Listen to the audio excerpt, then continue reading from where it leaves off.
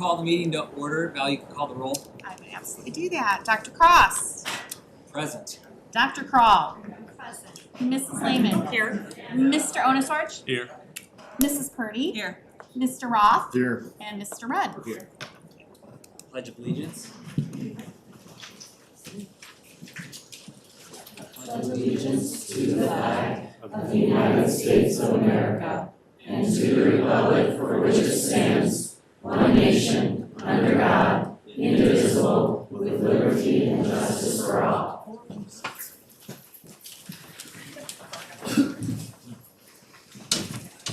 Recognitions. Yes, we have 3 student recognitions this evening, so we'll kick it off by inviting Mr. Hammond, the AD at Morton Junior High School, to come forward and talk about our track and field team.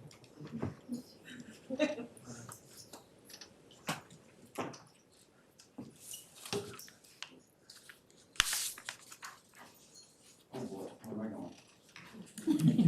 That's the row here. Okay. All right. Good afternoon, everybody. Thank you again for having me here. I have the privilege tonight of recognizing some of our track athletes this time around. Tonight we have Owen Reesberg and Emmy Martin, 2 of our track stars this year. They both medaled at state, and Owen actually got 2 medals at state, as you can see, he's sporting them. Unfortunately, Coach S could not be here tonight to talk, so he sent me a couple things to say for each kid, and then I'll say some things as well. We'll start with Owen. Owen, he is a distance runner, but he also does, some of the intermediate sprints as well. He's part of the 400 or 4x4 team, and he does some of the other stuff as well, but he shows his true strengths in distance. So this year at state, he got 3rd place in the mile, 1600. And then he got 4th place in the 800. Yeah, so that's something to definitely talk about.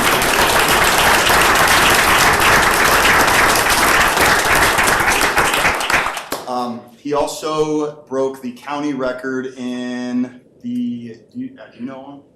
Well, technically I broke both, but Technically both. 600 and 800, but someone's eating the 800, so he broke my county record. So, okay.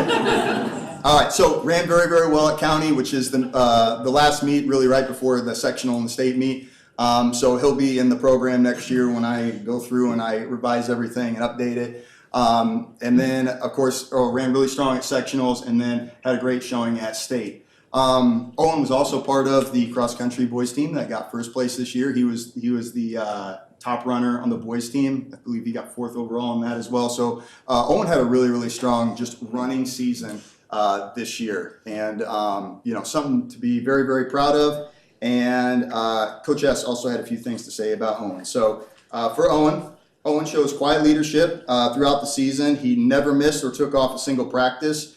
In addition to that, Owen is the kind of kid who's going to stay after and do some extra workout, maybe some extra running, some extra stretching, cool downs, and he's going to also go out on his own on weekends, maybe run in the mornings, putting in the extra work to really, really get better and refine his craft.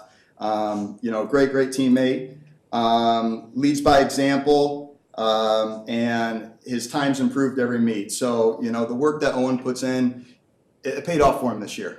He obviously ran very strong cross country, but then to be able to kind of shift gears, he played basketball as well. So he's a 3-sport athlete, and to be able to shift gears to basketball and then run right into track season and, do great in the distance runs again and show it at the state meet, it's something for him to be very, very proud of. So congratulations to Owen there.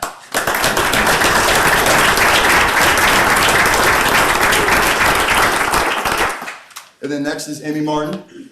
Emmy is an 800 runner and a high jumper, and I'm sure she did other things as well, but those are her two main events that she participates in.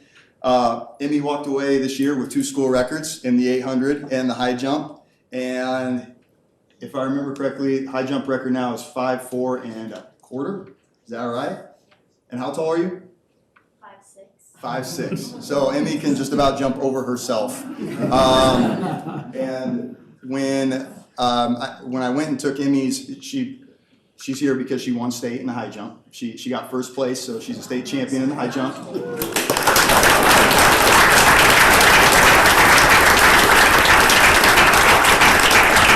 So when I asked Emmy to come, she had to come back to school over summer break, and she was kind enough to do so. But she came back to the track, and we took a picture. You know, we hang up state champion pictures on the wall in the kiln foyer there, and her picture, we kind of settled on taking her picture with her record height of the bar right behind her. So if you go into the kiln foyer and when you see her picture, you'll notice the yellow high jump bar behind her. That's how high she was able to jump this year, and that's the current school record. So it's really, really cool to see. So very, very proud of Emmy. Congratulations to her. Coach S had a couple things to say about Emmy as well. He mentioned the 2 school records, state champion in the high jump. Emmy's vocal. She always cheers on her teammates, and even is one to cheer on the opponents and congratulate them and encourage them. Hard worker, very vocal leader and teammate, and just an all-around great kid to have on the track team. She was one of the leaders for the girls team, and walked away a state champion. So that's something to be very proud of. And then a couple of records as well. And I got to do all these board updates for both you guys, and they're getting done. So congratulations to both of you, Owen Reesberg and Amy Martin.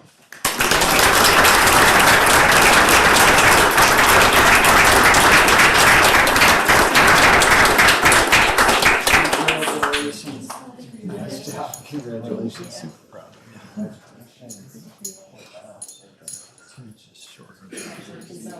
It is.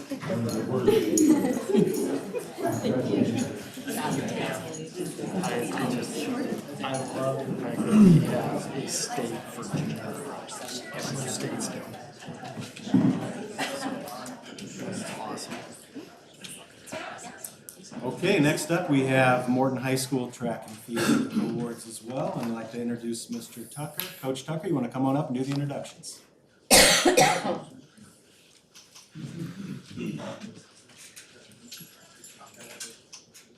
As these fine young men can make their way up on the side there. Our track program here at Morton is very successful, as you can see from the success that the junior high has had, and then also that the high school has had as well. This program here, on the boys side, is the best team finish at the state meet that we have had in school history. So I think some of these guys that are representing our team here deserve a round of applause for being the best.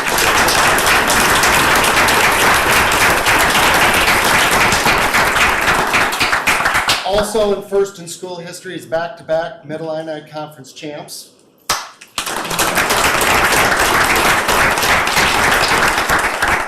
In addition, 3 school records were broken. 2 by one person who is not here tonight, but he deserves to be recognized. Cole Rinkenberger in the 100-meter dash and the 200-meter dash.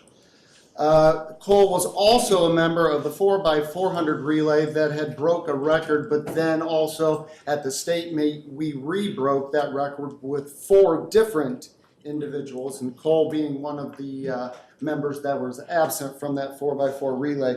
But that school record-breaking 4x4 relay members are Keenan Smith, Jude Rogers, Keaston Byer, and Abe Martin. And Abe is representing that team right here tonight.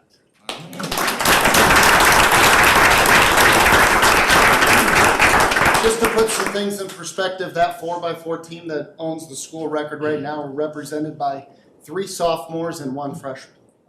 So, future is very, very bright.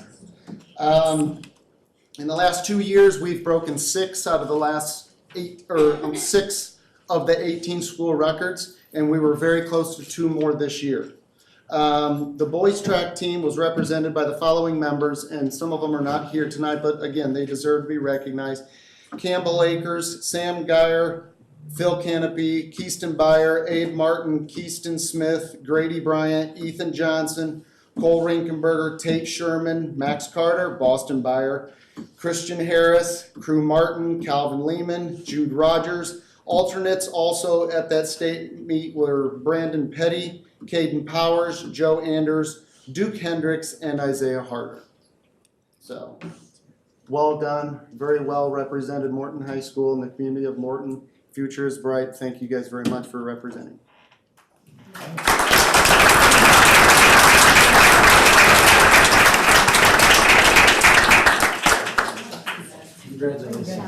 Awesome job. Yeah, thanks for coming. Great job.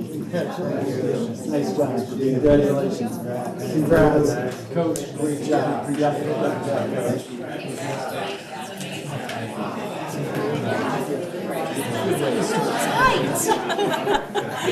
Well, good to see you again.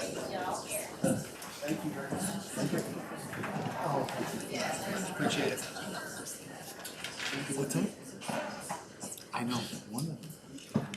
Okay, our third recognition for this evening is a state recognized artist. And I don't know if we've ever recognized an artist before, so this is very exciting. So invite Mr. Carter to come up and do those introductions. So I have Mrs. DuPont with me and Katie Ellison. Before Mrs. DuPont comes up and speaks about Katie's vast artistic talents, I thought I'd take just a minute or two to share about Mrs. DuPont's vast artistic and teaching talents. She didn't know I was going to say anything nice about her. She'll probably be embarrassed. And so, but instead of me sharing with you what I think, I thought I would read some of her colleagues' comments. So I reached out to a few of her neighbors down the hall, and this is some of the things that they shared about Mrs. DuPont.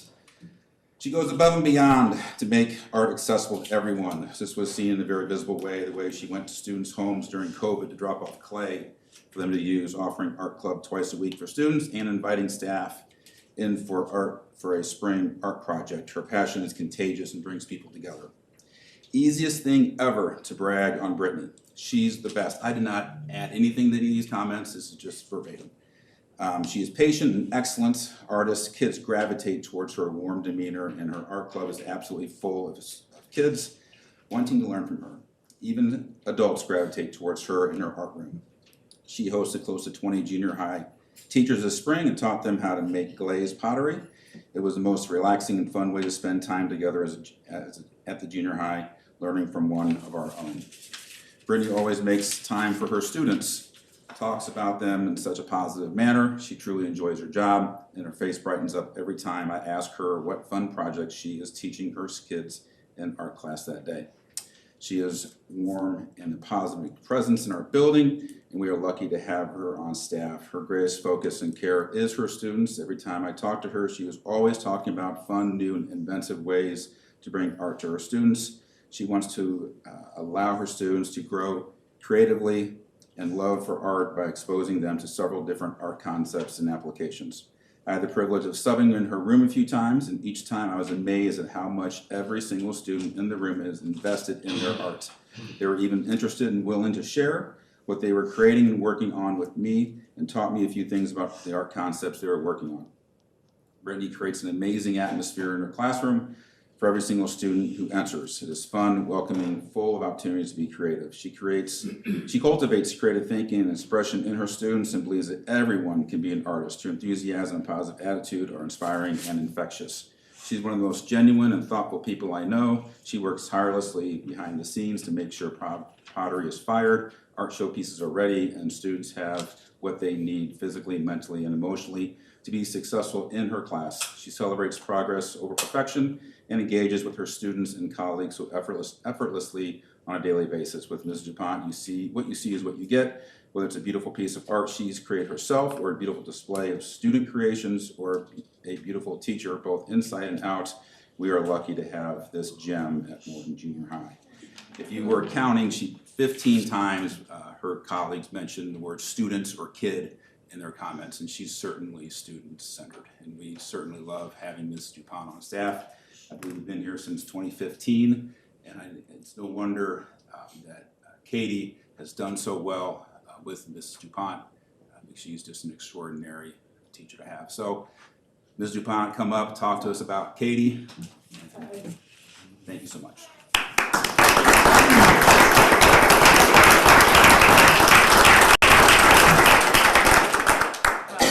Thank you very much, Mr. Carter. That was really kind and unexpected, and I feel really honored.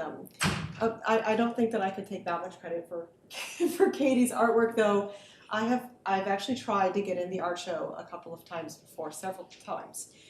This is the Illinois Art Education Association art show. And what it is art teachers across the state are allowed to submit 10 artworks to the show to see if any of them get accepted. There's a panel of judges. The judges are usually former art teachers or artists themselves, so they are qualified enough to recognize good art. And there is, with 10 artworks from every art teacher in the state, this is a huge pool, and it's a very small selection of artworks that get in. So again, I have tried, and I've never gotten it until this year, thanks to Katie's work. So that is a testimony to her talent. So after it gets selected, it is hung, the first place it's shown is at the Illinois Art Education Association Conference. And I believe it was Chicagoland that we went, and Katie got to go and meet the other winners across K through 12, all the different ages, and see the show, and she was honored. And then from there, the artwork has been traveling across the state. It has been to different host schools where it's shown all the way, finishing in Springfield in April during the Art Education Advocacy Day. So it has been an honor to see her work being framed and showed and traveling. You can see this artwork if you're curious. It is around here, around the corner in the hall. There's a display of artwork in the hall. Hers is the one that's an artwork about art. So the prompt for the drawing was to draw something about peace, and it was wide open. And we brainstormed how can you communicate a large idea through observational drawing, and she drew a picture about drawing. So you have a black and white, she chose colored pencil and ink, a black and white drawing of a girl drawing, and there's the world, and there's all the different things surrounding the world that are about art, and they are in color. So it's this beautiful art bringing piece. And I think that what's unique and special about that is that that idea was communicated well enough that the judges recognized it. So that is Katie's artwork. It is wonderful, and you should definitely give her a big round of applause.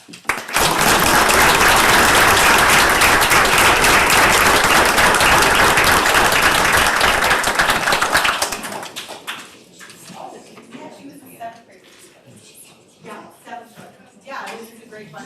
That was great. Congratulations, awesome. Congratulations. Well, Thank you. Thank you.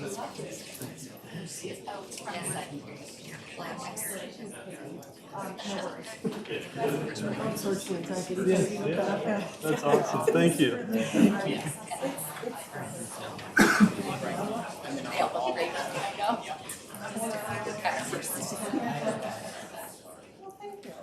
I'm retired, I'll tell you what. If you'll let me, I'll retire. Yes, absolutely.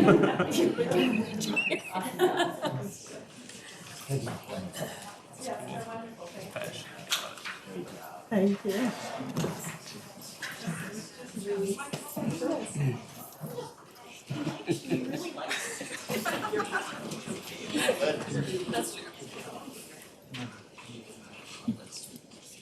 All right. Every board meeting has two opportunities for public comments. The first session of public comments at the beginning of the meeting, strictly for items that appear on this meeting's agenda for discussion or action. Second session of public comments at the end of the meeting is for other communication that's not necessarily on the board's agenda. In order to speak at a meeting, members of the public must complete a card with their name and topic and turn in prior to the beginning of the first segment of public comment. If you wish to speak and have not yet turned in card, now is your final opportunity. The Board of Education will take all comments under consideration and respond if necessary in a timely manner. We ask your comments addressed to the Board of Education, not the audience. We will limit your comments to 5 minutes. Participants are expected to conduct themselves with civility and respect and follow the guidelines outlined in Board Policy 830, visitors to and conduct on school property. Further information about public participation in Board of Education meetings can be found in Board Policy 2-230. We have 9 speakers that are agenda-related topics and 2 that are non-agenda. Our first speaker will be David Griffin.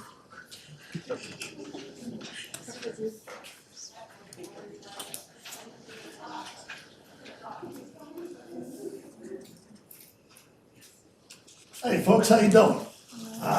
I was up here about 1.5 years ago. I, at that time, was working for Culver's, and my kids were going to Grundy, and there was trouble, and I wanted to come and tell about what a great time they had at Grundy and how good they took care of my kids. And I was told a while back that the video of that was so bad that I got run out of town by this lady named Tammy. And I got fired, run out of town by this lady. Well, I never met her before, so I thought I should probably meet her. And I didn't get a chance to meet her, but I met her buddy, Ashley. Dr. Fisher ran for school board, as many of you know.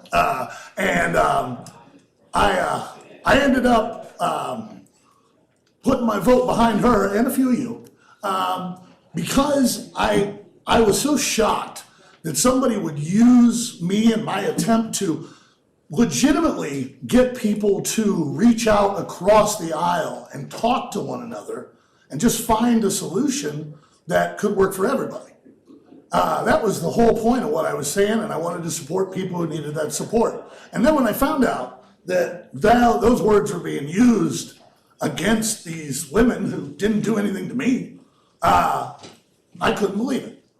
So I reached out to them and talked to them and learned about them and like supported Ashley and some of you. Now, full disclosure, I probably disagree with 90 to 95% of what Dr. Fisher believes politically. But you know what I absolutely believe is that she cares about the health of those children more than anybody, you know. Well, she's so qualified that if one of my kids came to me and said, Dad, I don't know if my body's right, I don't know, I would have no frame of reference for any of that, none. And I'm a recovering Catholic, like we didn't get into the LGBs and all that, but if I needed help or my kids needed help, I would want help from you guys and I would want help from her too. And I met Tammy and I was like, I would want help from her too. Delightful lady. Now maybe your experience was different, but I don't think people should be silenced. I never saw any problem get solved by refusing to talk about it. So I would just like everybody to reconsider, and maybe some cooler heads could prevail, because you guys, if you're here and you're with the LGBT community and you don't feel supported, I don't get you and how you live, but I will support you in everything that you want to achieve in your life. I'm willing to learn. Like I am with anybody, I want to learn from others. I want to be a part of this community. It's been incredibly welcoming to me, not always to my two special needs kids, but I can only imagine what it'd be like if we got even more complicated with hormones and all that. I don't understand what any of that's about, and I don't claim to. But I know Dr. Fisher cares a lot about it, I don't know about it. And I know Tammy cares a lot about it. And I want to hear and learn from them and have them sitting at the table, or at least listen to when these things are discussed. And then I will go with the things you guys decide on. But if you start silencing people, where does that lead? Like, is that American? No. I'll tell you about being silenced. You've been doing a heck of a job, sir. Last time I saw you, I was at a place where I told them that somebody on my team absolutely deserved to be promoted. No question. Without a doubt in my mind. This person was a trans kid. That had nothing to do with the work they were doing. Just great worker. Did you know they walked me out of that building about 20 minutes later? 30 seconds. Did you know that? Maybe it's a coincidence. Maybe I was just a bad fit. But they didn't silence me. I'm right here. I'm opening my own restaurant, and it ain't in Morton because it ain't welcoming. And it should be. I want it to be. Thanks for your time, guys.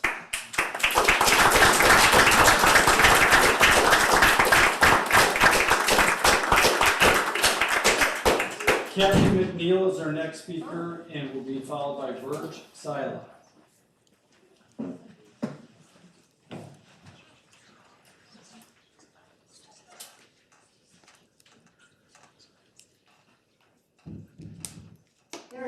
when I'm speaking and I get in trouble. My name's Kathy McNeil. I love my country, so I advocate for the Constitution and its amendments and our rights as people on American soil. So the First Amendment ensures that we can speak our minds without fear of government censorship and protects the voices of activists and artists, whistleblowers, and everyday citizens. The First Amendment allows us to practice any religion or none at all without interference from the government. It empowers a free press to hold our public servants accountable and to inform us with honesty and courage. It gives us the right to gather in protest and solidarity, and it gives us the power to demand change and bring forth solutions through public speaking and through petitions to our representatives. These freedoms given to us are not always convenient, not always comfortable, but they are necessary for keeping our democracy alive and thriving. These freedoms are what allows progress and promotes diversity of thought so that we can live our values and freedoms with truth. Please, let's all of us continue to protect these rights at all times, and especially when it's difficult. Do we want to risk losing the very freedoms that define us as Americans? That's why we will stand united with strong voices in support of our precious United States Constitution and in support of the First Amendment. That's not just a law, but a promise that every voice matters. So I hope you didn't get angry with me, but I was at the meeting where I know Tammy had clapped, and I just think that that's, you know, kind of silly to discipline a speaker because she was showing her support to somebody speaking. But anyway, thanks.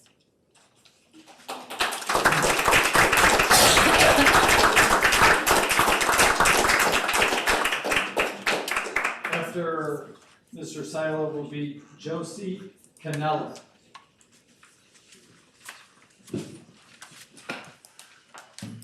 Good evening, I'm Bert Seil. I am the chair of Moms for Liberty of Tazewell County. And the only other time in my life that I know of that I was in the presence of Tamara Wilson with Nancy was at the first meeting of Moms for Liberty back in October of '23. Little did I know that there had been a school board meeting about a month before that had about 50 different people speaking on a very hot topic for Morton. Was completely unaware of that.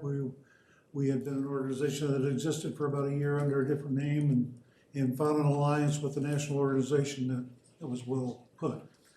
In preparation for that evening, I was out in my car getting some materials that we're going to use for the evening, and Tamara Wilson got out of her car, came toward me at full speed, ran into me. I threw my arms up in the air, and then she said, "Keep your hands off of me." She filed an assault charge for me.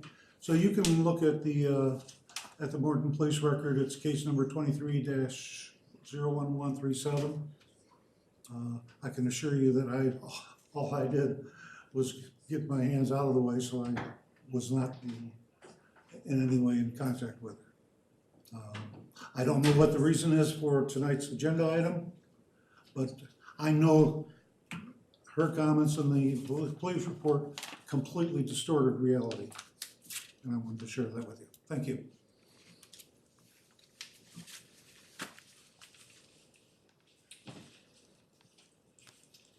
Okay, after Ms. Canneller will be David Olson. Just stepped into Okay, then we'll go with David Olson. All right, good evening. My name is David Olson. I am a Grundy school parent. I've worked in Morton for over 10 years, moved here fairly recently. A large reason of why my wife and I moved here is to go to Grundy for the reputation of Grundy and really the community of Morton, and really since joining this community, I mean, we've heard a lot of strife, a lot of things happening around the school board and the school. In talking to other parents, and I don't claim to represent everyone, I think specifically the Morton Academy has been something that many don't know about in the community.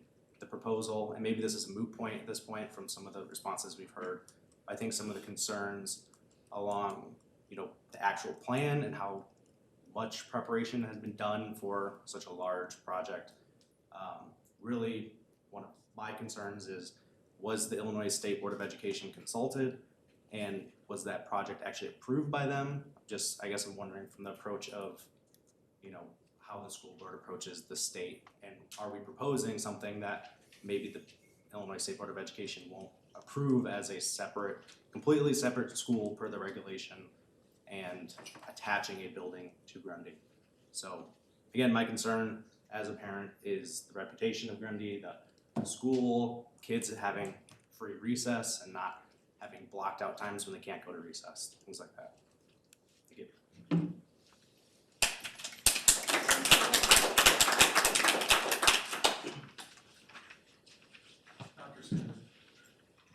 Okay, I'm so sorry. That's my. you're up and you'll be followed by Deanna Brown.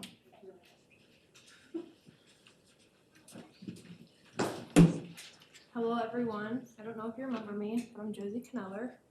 I pop up like every 2 years at these things, like this here in 2023, 2021. Back again, you won't see me for another 2 years, so don't worry.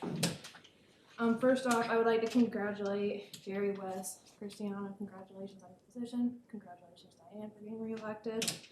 I may not agree with you all on your positions, especially Wes, you being a Cardinals fan. Can't do it. Literally, we're in Illinois. We have 2 teams here, and you chose the Missouri one. Really disappointing.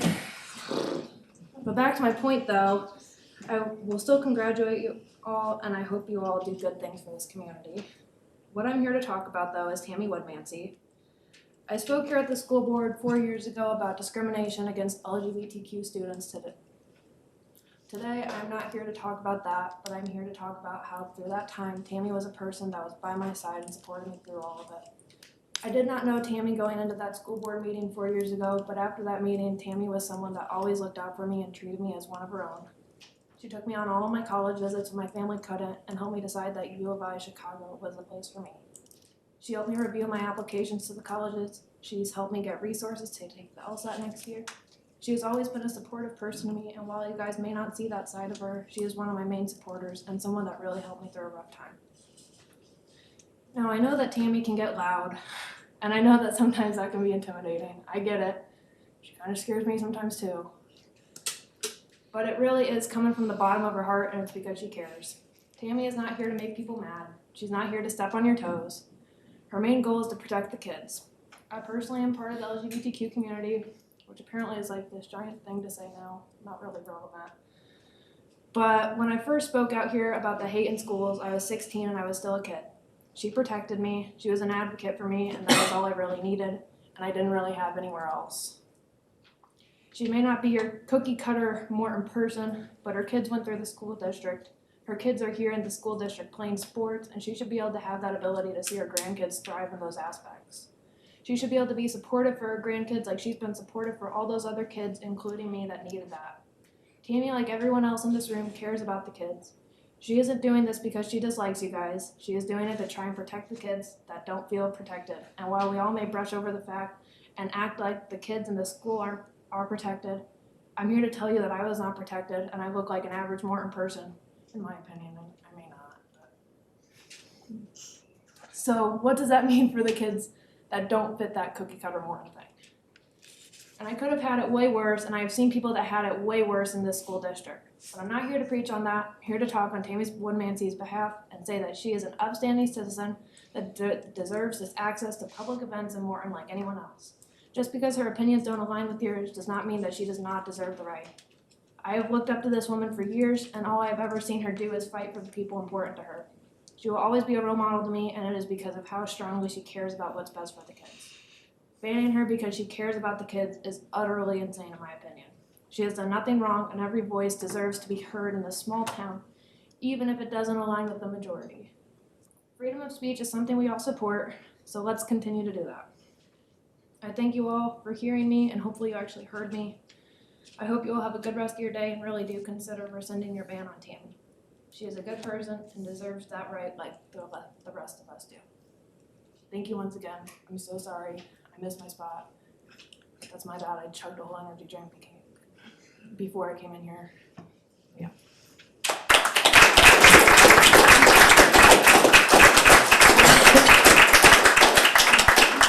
After Deanna Brown will be Asher.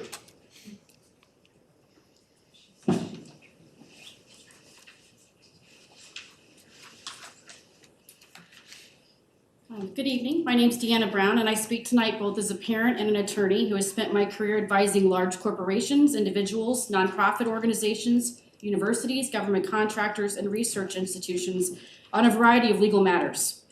When I learned that this board had imposed lifetime bans on Tamara Woodmansey and Brian Groth, barring them permanently from speaking at school board meetings, I was shocked. I say that not to be dramatic, but because of an attorney, I know how high the bar must be when it comes to restricting speech, especially speech critical of those in public-facing positions of power. As I'm sure you all know, the First Amendment of the Constitution protects the rights of citizens to speak freely on matters of public concern, especially in forums like this one. That right does not disappear because someone raises their voice, claps, taps someone on the shoulder or touches their arm, expresses frustration, or says things that the board or others in the community may find uncomfortable. My daughter just completed the high school civics curriculum where she studied the First Amendment and learned that public participation is not just allowed in our democracy, it is essential to it. I would like someone here to explain how a lifetime ban from participation in a public meeting on anyone is consistent with what we are teaching our students in the classroom. I've reviewed what's been made public about these incidents. I've watched the videos. And while it may be true that emotions ran high or that certain moments could have been handled differently, I have found no justification, legal or ethical, for banning a person for life from speaking at a public meeting. The law requires that restrictions on public comment be narrowly tailored and time limited. And there's a well-developed body of case law that makes it clear that once a government body opens a public forum, it cannot silence speakers based on viewpoint, which is exactly what it appears your issuance of lifetime bans is intended to do. More than anything, these bans suggest an unwillingness to be challenged, a brittle, defensive posture by school officials that has no place in a healthy democracy. Disagreement is not disruption, criticism is not misconduct, and passionate advocacy, even if it's uncomfortable, is not a threat to order. Rather, it is a reflection of civic engagement. We cannot continue to tell our students that they live in a free country and then model the opposite when it comes to how we treat dissent in this community. The board should lift the bans, not because it's politically convenient, not because you like or dislike the individuals involved, but because it's the right thing to do under the Constitution and under the values that we claim to uphold in this very district.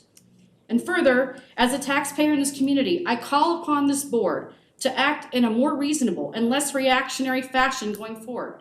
Many of us are watching closely, and I expect there are very few residents in this district who would be pleased to see their property taxes rise yet again because of an instance of poor judgment that results in costly litigation. The law is not on your side here. And if this board continues down this path, I believe the fallout will be unnecessarily painful, not just for the individuals involved in a dispute, but for the entire community. Thank you. She's not a lawyer.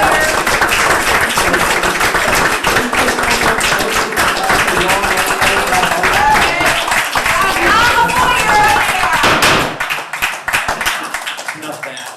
Next. Okay. Asher is our next speaker and will be followed by Dr. Ashley Fisher.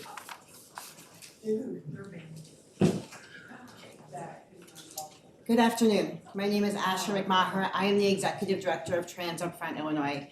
And I was brought here after receiving, through our organization, almost 30 complaints about this district. I work directly with the governor's office as well as the Illinois State Board of Education. I have been on multiple meetings over the past 2 weeks as it pertains to this district and drove 4 hours today to come to this meeting because of the reports of discrimination as well as violations of the First Amendment within this district. So when I tell you that your district is known, your little district throughout the state, I mean that I have been on calls with National ACLU, Lambda Legal, the Governor's Office, and the Illinois State Board of Education. You cannot run a district like a king. That is not how things work. The Illinois State Board of Education does not support lifetime bans to public hearings without there being an incident such as a sex offenders list or something equally heinous. Within this situation, it does not rise to that. In my organization, we work with trans and gender nonconforming youth ages 4 to 25 throughout the entire state, serving almost 900 families within the state, and lead a coalition of over 60 major organizations across this state and over 50 organizations nationwide. I just came back from Washington, D.C., speaking at the Human Rights Conference. So when I tell you there are eyes on this district, I mean it seriously. So as we're talking about the ban that has been happening, or the potential of it happening, the person prior to me was not wrong. There are already attorneys on standby to pursue this legally because the law is not on your side. Banning someone from speaking who is a resident of your district is eliminating the right as a constituent from access. That is illegal, point blank.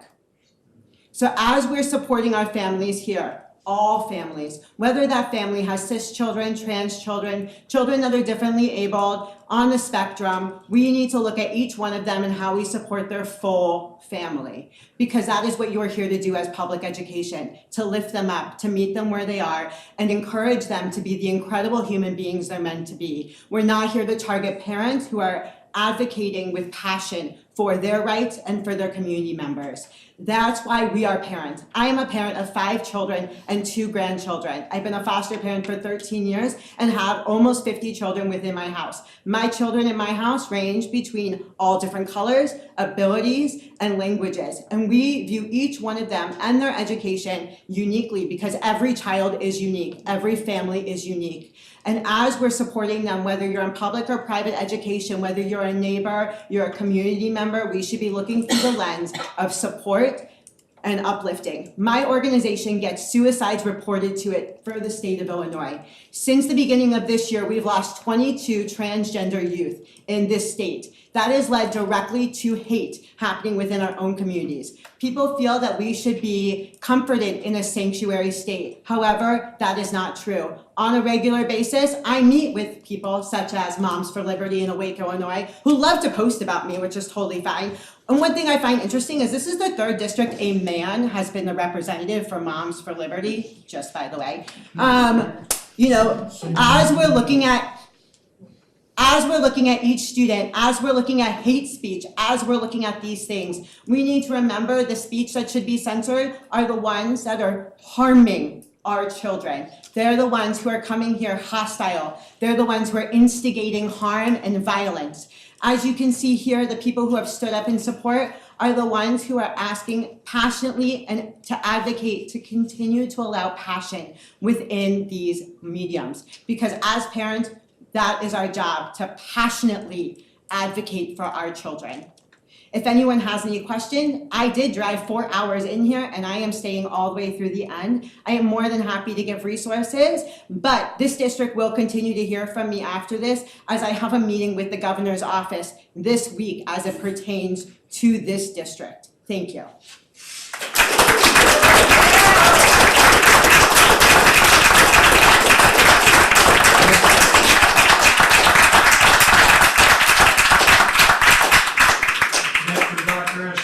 Will be Gretchen O'Hulin, and that will be our last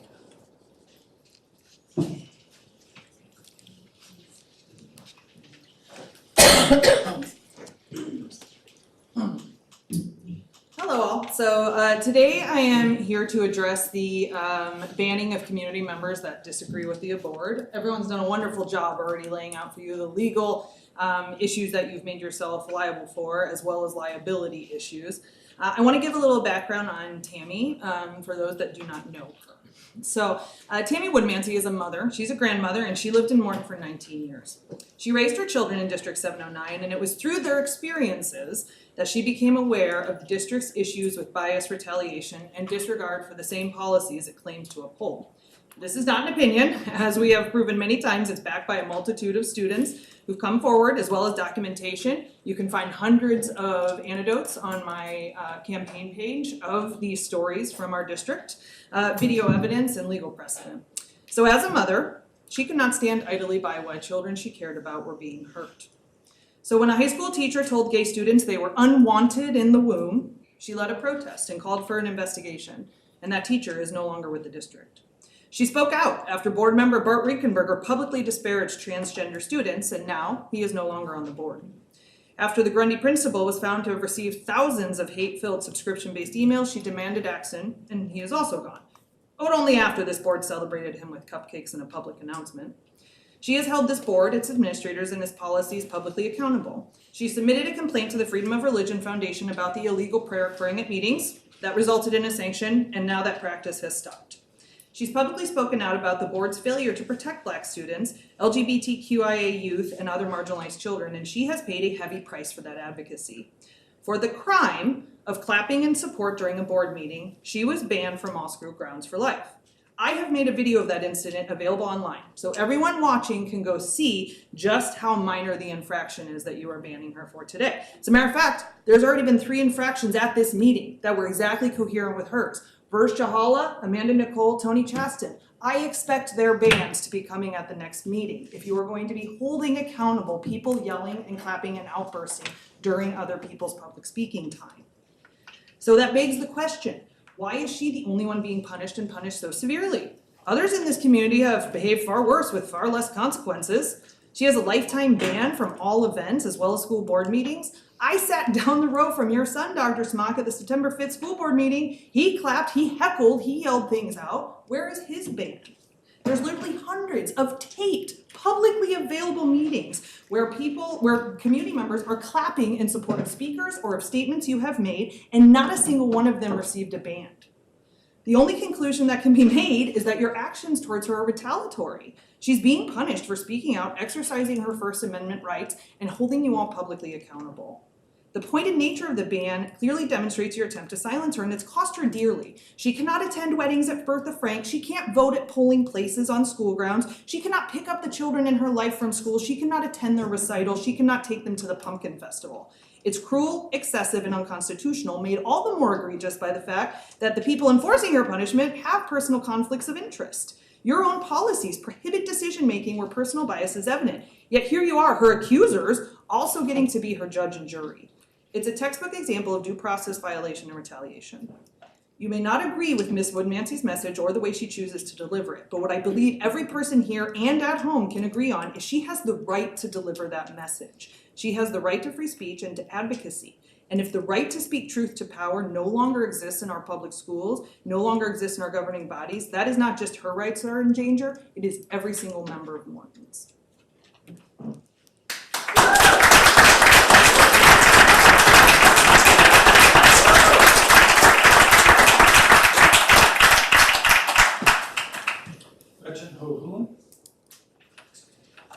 I am so sorry to interrupt. I got here. Yeah, you gotta allow Gretchen who Yeah, absolutely. I just was gonna ask when she's done, just because it's still on the topic. I got here in time to do the pledge. I filled out a form. May I have 1 minute? That's all I'm asking right now. Gretchen, you're Okay. After Miss Gretchen. Sorry, Gretchen. You're good.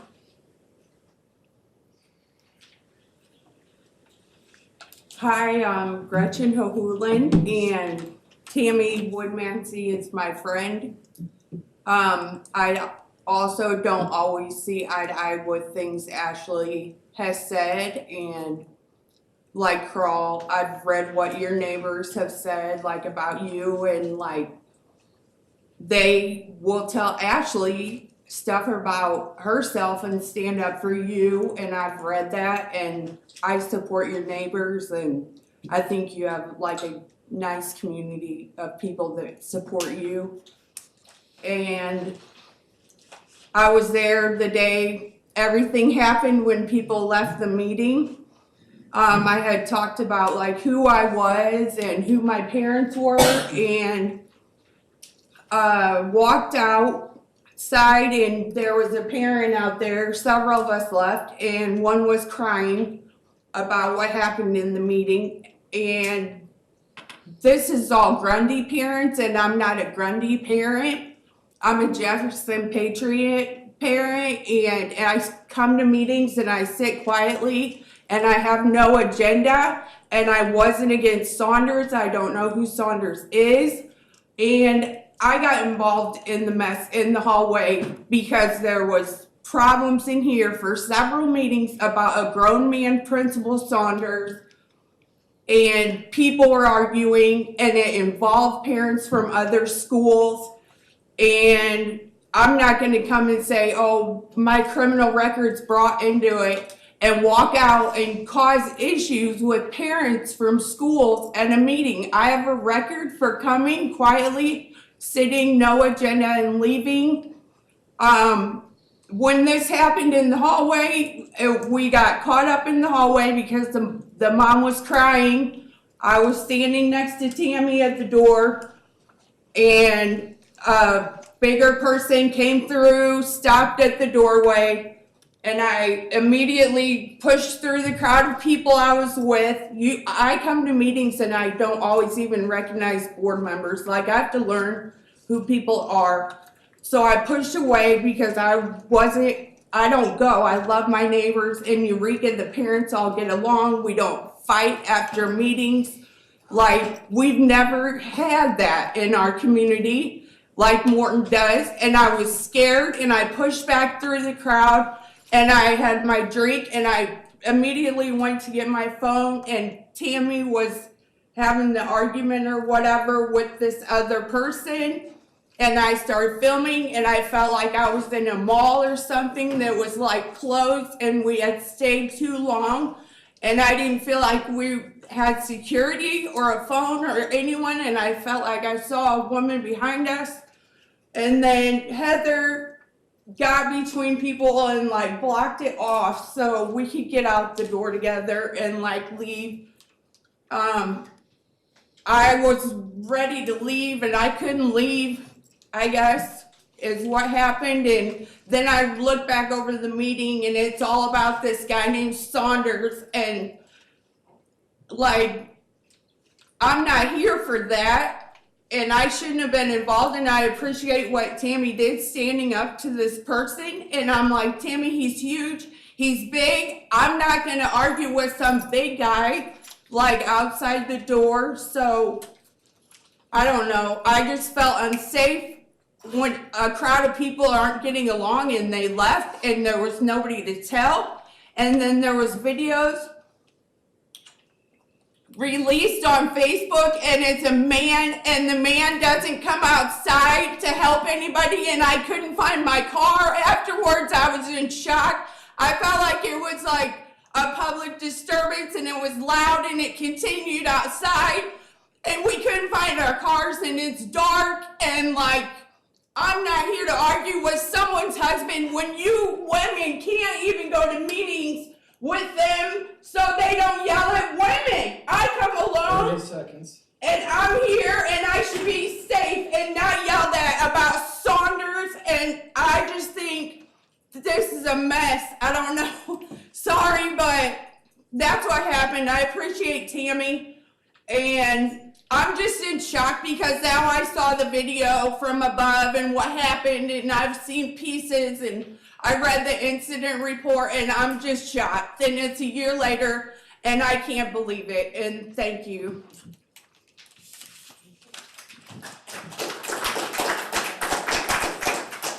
That is all the speakers that we had.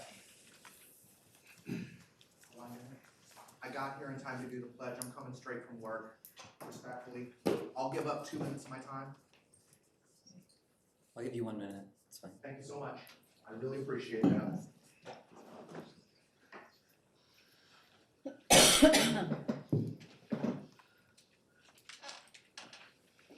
Hi everybody, my name is Mike Bushby. We moved to the district about 2 years ago. We willfully chose this place. Morton has a great reputation, and I will say, we've had a good experience here. I am here simply to say, I came to listen, and I'm hearing some of the students that we are all here supposed to care about saying, there are cracks in what we're doing. That doesn't mean that everything that Morton does is terrible, but doesn't that mean that there's opportunities for growth? I came here just to ask for that little piece of sanity. That if we are hearing from the community that, hey, this is working, this is working, this is working, 5 Essentials survey, we got better in a whole bunch of stuff. I will come and talk about that another night, but we're not better at everything. And when you start clicking on the 5 Essentials site like I did, and you start sorting by things like race and IEP status and things like that, the numbers that are very good as an aggregate don't look quite so good. And that to me is not a condemnation, it's an opportunity for growth. Thank you so much.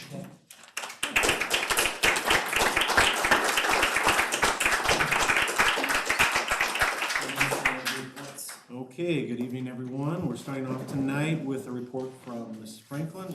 She's provided this to the board. This is not a presentation, but it's just she's got a few things to say about the report that was provided regarding physical restraint and timeout. This is an annual report that is provided to the board and sent off to the state that monitors the amount of restraints and timeouts that we have in our district for the year.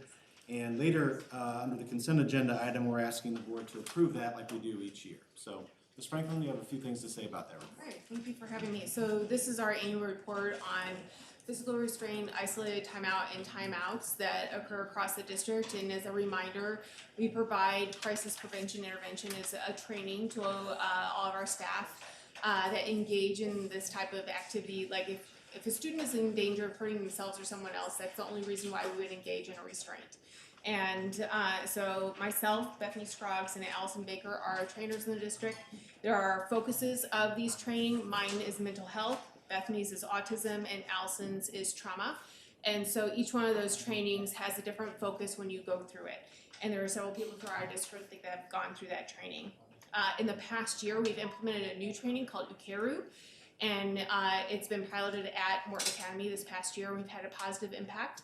And it's alternative methods to restraint. In this past year, we've reduced from, if you look on your report, from 24 restraints last year to 7 this year. And so it's had the positive impact that we wanted. It's using those trauma-informed practices as well as those mental health practices that we're teaching all of our staff. Any questions on that? Okay, and so later on, you guys are going to be discussing the consolidated district plan. That's a plan that we submit to the state every year to review. It's kind of our plan as to how we're going to use the IDEA funds, which are the funds that support our special education students, our title funds, which our Jefferson Junior High and High School are identified for those funds, as well as our LEAP grant, which is for our multilingual students, and it also talks about transportation services throughout the district. Any questions?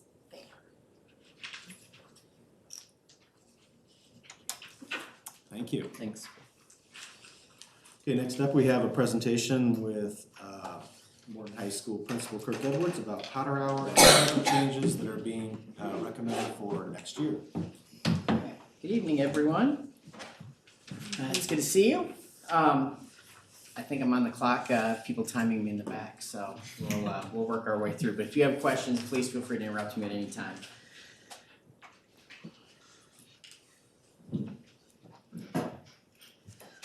Get it to advance.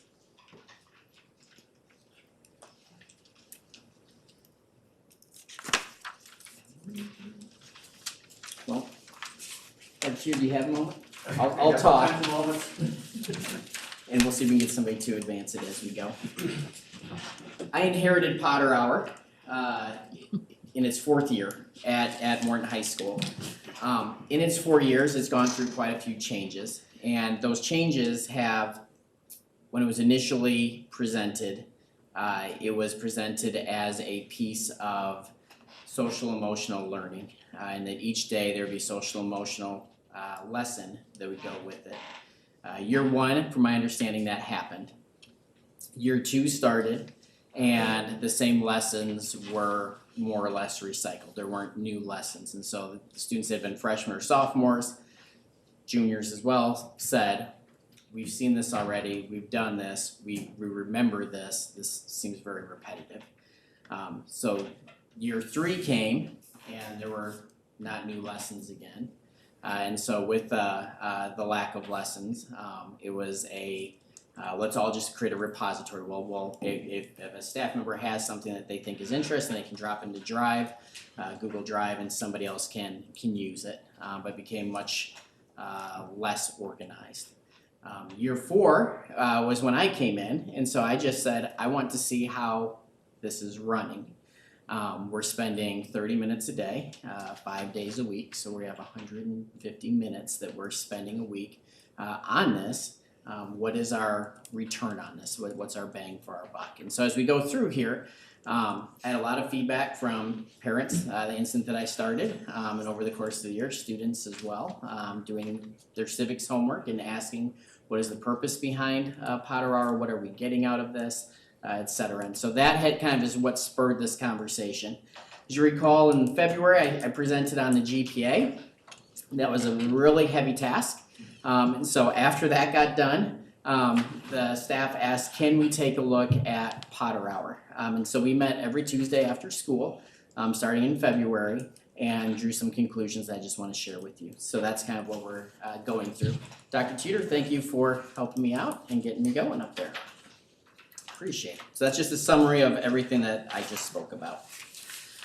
So in our first meeting, when we sat down, I asked the staff, what is it, what are the non-negotiables? What are the items that we really feel like we need to achieve and accomplish as we go through here?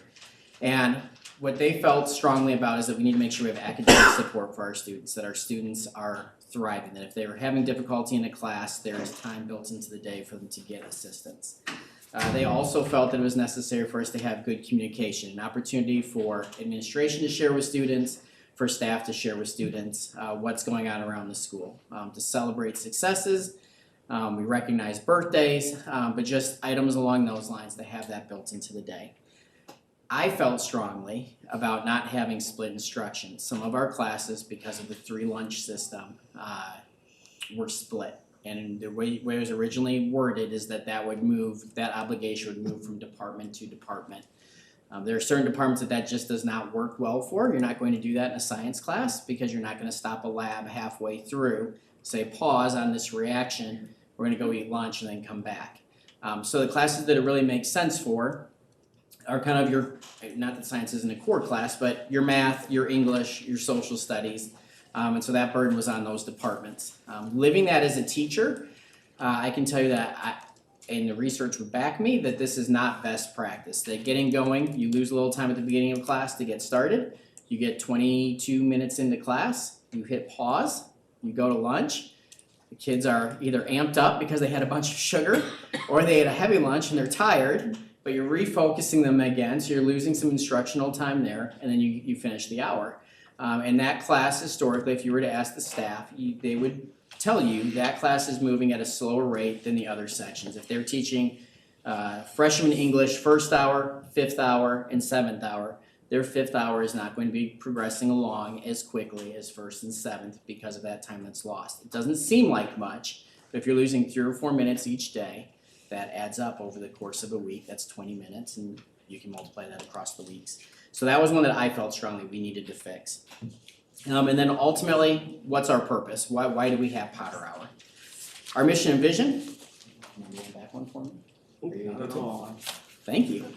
Our mission and vision is up here for Morton High School. If you read through it, you'll notice that the term rigor is incorporated into both. And that's been a topic of discussion amongst our staff. I appreciate that we offer rigor to our students, that our students can go out and be successful after high school, that they're familiar with high expectations.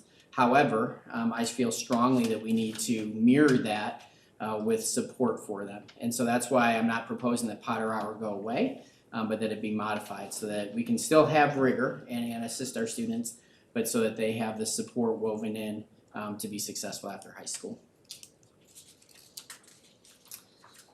So our goals and objectives that come with this, our primary goal is to give purpose and value to Potter Hour when we sat down and worked through this. But our secondary goals were to no longer have that split class lunch and then also to offer academic support to our students. Our proposal that we're going to come up with in the next slide or two, we feel hits the vast majority of the non-negotiables that we had said if we're going to do something with this, this is what we want to fix. And we feel like this is going to do that.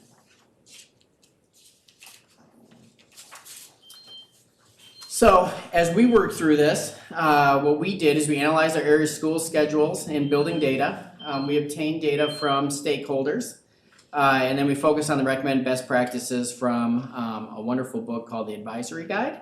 It's not as interesting as it might sound. So if you're looking for some summer reading, feel free. But in that book, the author goes through and talks about different ways of setting up an advisory, Potter Hour, homeroom, whatever term you would like to use.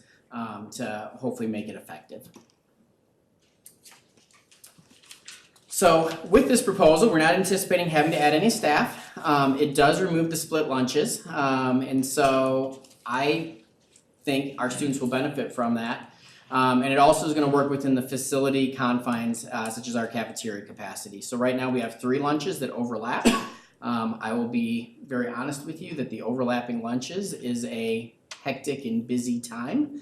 And some of our students take advantage of that. We have some students that will stay from A lunch and participate in B lunch. They'll get a consequence from the deans when it's all said and done, but it doesn't help them for the missed out instructional time because the cafeteria never empties.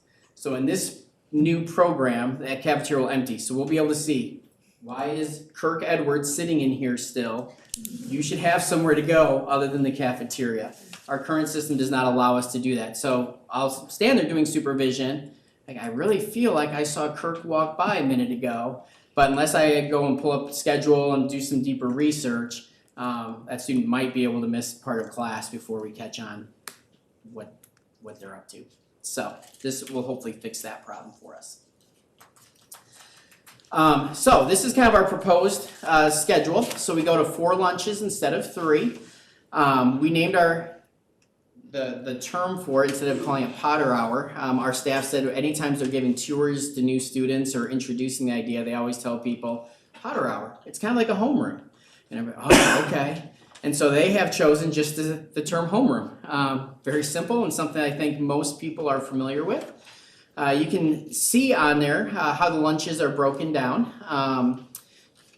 We would have homerooms that we call cherry homerooms that would be at the beginning of lunch, and we would have gray homerooms that would be at the end of lunch. So half our student body would be in a homeroom at a time. This will help us with some of our supervision as well, because some of our staff that have their planned period during that period of time will be able to come out and help us do some hallway supervision, and help just be out and about to be a familiar face and check in on students as they're eating lunch. So that's kind of our plan at the moment. In that, we do have seniors. Right now, seniors leave. We do have seniors being part of this. So much of our survey data, so much of the goals that we have of creating a good culture at the high school are lost when a quarter of your student body is not present, when they're not there.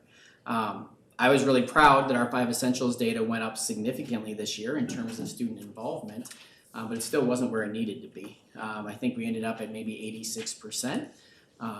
My goal is to get it into the 90s, but our student grouping that was a struggle to get were our seniors, because when we did it, they just weren't in the building because of Strong Start, because of work, because they're not here for Potter Hour. And so this will give us an opportunity of 30 minutes to meet with them, for our counselors to meet with them if there's something going on, if they need to do college planning, etc. And so being intentional with having some time in their day too. I know seniors have senioritis and they're ready to go, but I feel like that's a huge time to pour into them and get them ready for life after high school. And this would give us that opportunity to meet with them. So I'm guessing there will be some gnashing of teeth because they're going to perceive this as my school day is just lengthened by 30 minutes, Mr. Edwards. But I truly think there will be benefits that will come to them by having them in the building with us.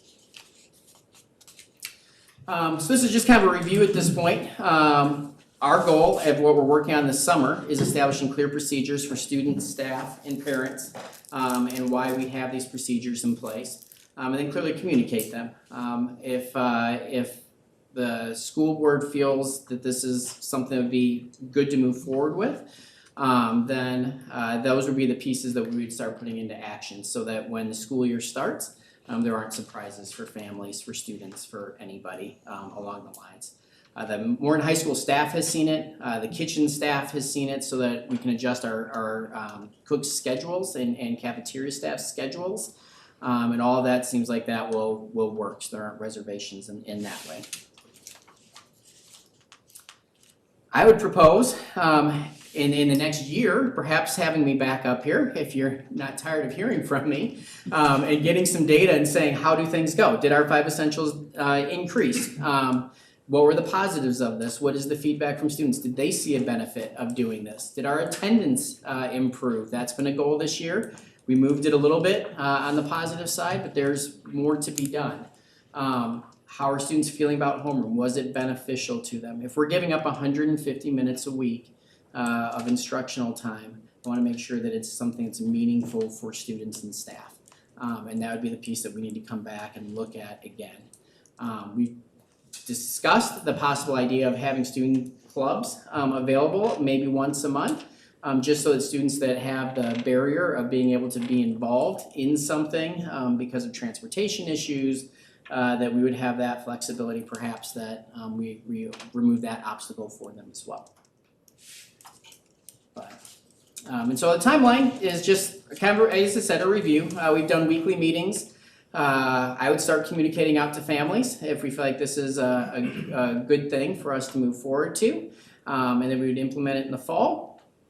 There in the past was an early dismissal, no, scratch that, I was right, early dismissal, late arrival for seniors. We're not proposing that this year since schedules are already created, but that might be a topic of discussion down the road as something that we would talk about next year if our data warranted that was something that was worthwhile.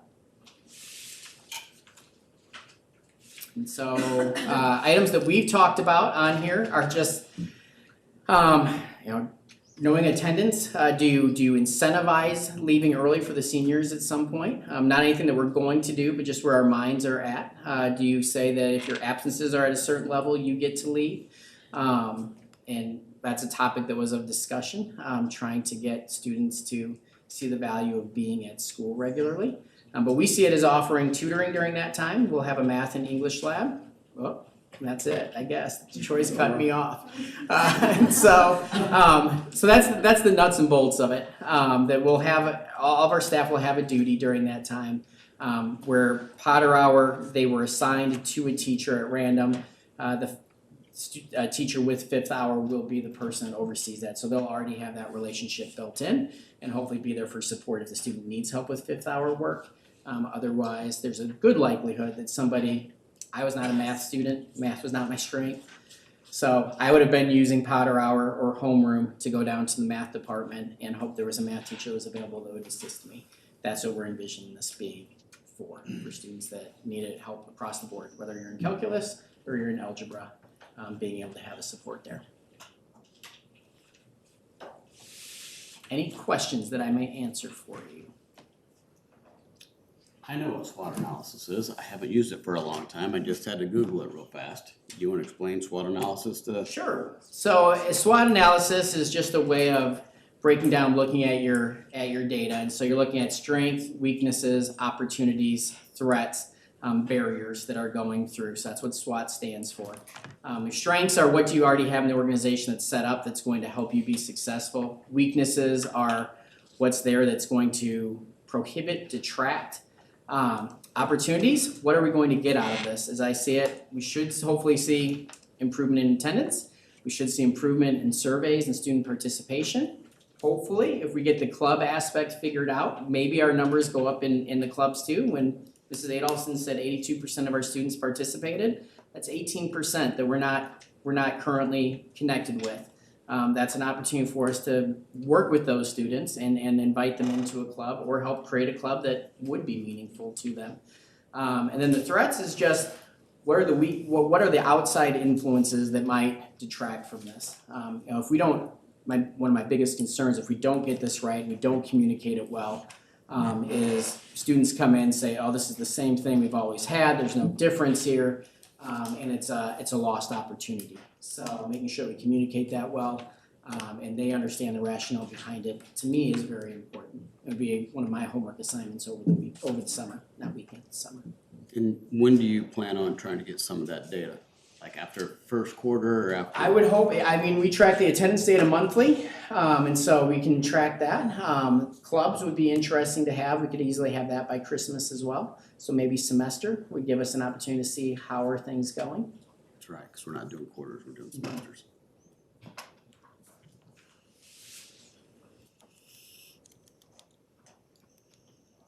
Any other thoughts, opinions, or questions?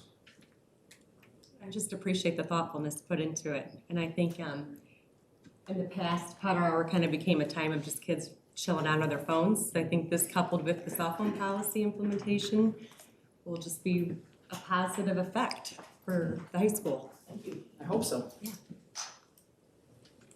Okay. Thank you, everyone. Thank you, Mr. Edwards. Okay, next up we have kind of an update on the board's facilities naming committee. Dr. Sander, do you want to update the board? Sure. Since our last meeting, we assembled a committee that has really good representation on it. So we have 9 members on this committee. It has some parents, teachers, it has the MHS administration, we have the district office administration, a couple board members that are sitting on this committee. And so since then, we have met one time. We had a really good meeting. We had some good dialogue and discussion. And then we had some assignments that took place after that meeting. And Mr. Edwards took some of the assignments and I took some of the others. And so since that time, we've had some breakout sessions. A smaller group of the committee has worked, and I got to give credit to Mr. Edwards. He did a lot of work on establishing some draft language for criteria. And so that was a success. And so we met a couple of times and then was able to sit down with Mr. Jones, our athletic director, because almost simultaneously, we're also looking at moving forward the Morton Hall of Fame. And so we're going to kind of blend some of those things together. So the work from our committee is kind of morphing in a direction towards the Morton Hall of Fame. And then we are also looking at some other type of agreements. We got to keep all of this confidential. And so the company line from the meeting is that we are making really good progress. We're trying to get another meeting scheduled. It's a little bit of a challenge when we're on summer break because we have vacations and people just being off, trying to get a common time. But we're looking to get another meeting set within the next 2 weeks that we can bring everyone back together, kind of nail down some ideas. We need to report back to the general committee, share the guidelines that have been discussed, and then start working on a timeline. So hopefully by the July board meeting, I can come back and report that, what our direction is for that. And so that's all I have to report on that committee. But it's been a really good exercise in going through that. Do you have anything you want to add to that or no? We're making progress. Progress. That's it. We're making progress. There's nothing is official. That's progress. Thank you. Well, thanks for the update. I will say this, but the committee, I never met some of the committee members before. Amazing. Everybody had their ideas and opinions heard. So it was a really good committee. Okay. All right. Thank you, Dr. Sander. Just a few things from me. First, I want to just update you a little bit on some of the summer projects that are underway right now. We have parts of our facilities that are completely destroyed in hopes of rejuvenation before the school year starts. The East Gym, the floor has been completely removed. Right now, I think they're in the process of putting in the sprinkler system. They'll be painting, updating it in many other different ways. I think the new flooring is supposed to start going down early July. Of course, we want to get everything that's above the floor done before we put that floor down. And then the last thing that will come in, of course, will be the bleachers. And that, we're hoping all that gets done before the start of school, but we also know how construction projects sometimes go. So right now, I would say Mr. Shook thinks we're on target, on schedule, and he's happy with the progress on that. As well as these projects, we've got a junior high roofing project where part of the roof is being replaced there. The Jefferson gym floor is also completely removed, and that will be replaced. That has to be replaced before school starts, so there's some pressure on that one. That's a major thoroughfare for the school hallway, and so we're not worried about that at all. There's a Grundy-related services office conversion that we're doing. That used to be the computer lab across the street there. There's a restroom at Lincoln in one of the classrooms that we're putting in. So there's some other smaller projects around, but things are going well for the summer projects. Any questions about those? All right. Kind of my last thing for my report is 5 Essentials survey. The new information is out. I have not been able to I haven't had the time to dig into it too deeply, but the 2024-25 data is in. I want to give you a sneak preview, really to dispel some of the false narrative that's out there about the current leadership and a negative culture at the high school. It's just simply not the case, and indicating that teachers should consider going to other schools to teach. So that's not true at all. So I want to share just a sneak peek of some of the data that's on this year's 5 Essentials survey. So this year, 82% of the MHS teachers responded to the survey. So that's a significantly high rate of return on any survey that you would ever do. That probably represents about 82 teachers. There's about 100 certified staff there. So that's a large majority of respondents. The instructional leadership score on the 5 Essentials teacher survey increased by 7 points from 46 to 53. One thing I need to make perfectly clear is, although the scale on those scores are kind of out of 100, that doesn't mean that those scores are kind of a percentage basis. So a 53 sounds like a really low score when you say there's 100 possible range, but that's considered neutral, medium, average across the state. The 5 Essentials survey score for teacher-principal trust, so do the teachers trust the principal, is very high at MHS. The score increased from 40 to 68. Now, the 5 Essentials survey considers a 68 to be a strong score. In other words, much better than average. So don't think that a 68 out of 100 is what we're looking at. The scale is 100, but a 68, according to 5 Essentials, is a strong score. I have several just teacher survey questions about MHS under Mr. Edwards' leadership that I wanted to share with you. 100% of the teachers agreed or strongly agreed with the statement, the principal has confidence in the expertise of the teachers. 100% of the teachers agreed or strongly agreed with the statement, I trust the principal at his or her word. 100% of the teachers agreed or strongly agreed with the statement, the principal takes a personal interest in the professional development of teachers. 100% of the teachers agreed or strongly agreed with the statement, the principal at this school is an effective manager who makes the school run smoothly. Now here's where the scores slip a little bit. 99% of the teachers agreed or strongly agreed with the statement, the principal looks out for the personal welfare of the faculty members. 99% of the teachers agreed or strongly agreed with the statement, the principal places the needs of children ahead of personal and political interests. 99% of the teachers agreed or strongly agreed with the statement, teachers feel respected by the principal. So now this is just MHS. There's a lot more data out there that I'm very hopeful the district will look into and report on to everyone. All of our schools have an outstanding leadership, an outstanding culture. Teachers feel respected in all of our schools. It's a testimony to just the fantastic administrators that we have. We have wonderful teachers. Our parents are doing a wonderful job of raising very respectful and kind kids, for the most part, not 100% on that for sure, and those are things that we certainly address. This is why teachers flock to Morton. Substitutes, even if they don't live here, they want to substitute in our district. And it's just a testimony to the great culture and climate. So I want to set the record straight on that. And really look forward to seeing a full report on all the data, because there are areas for improvement, no question about that. There's going to be things that we're going to point to. We already have from the previous year's data. And we'll do that again, I hope, in the future when we get a chance to really dig into that data. But I wanted to share just a sneak peek of that with you. Are there any questions or comments about my report or anything else that you might have on your mind?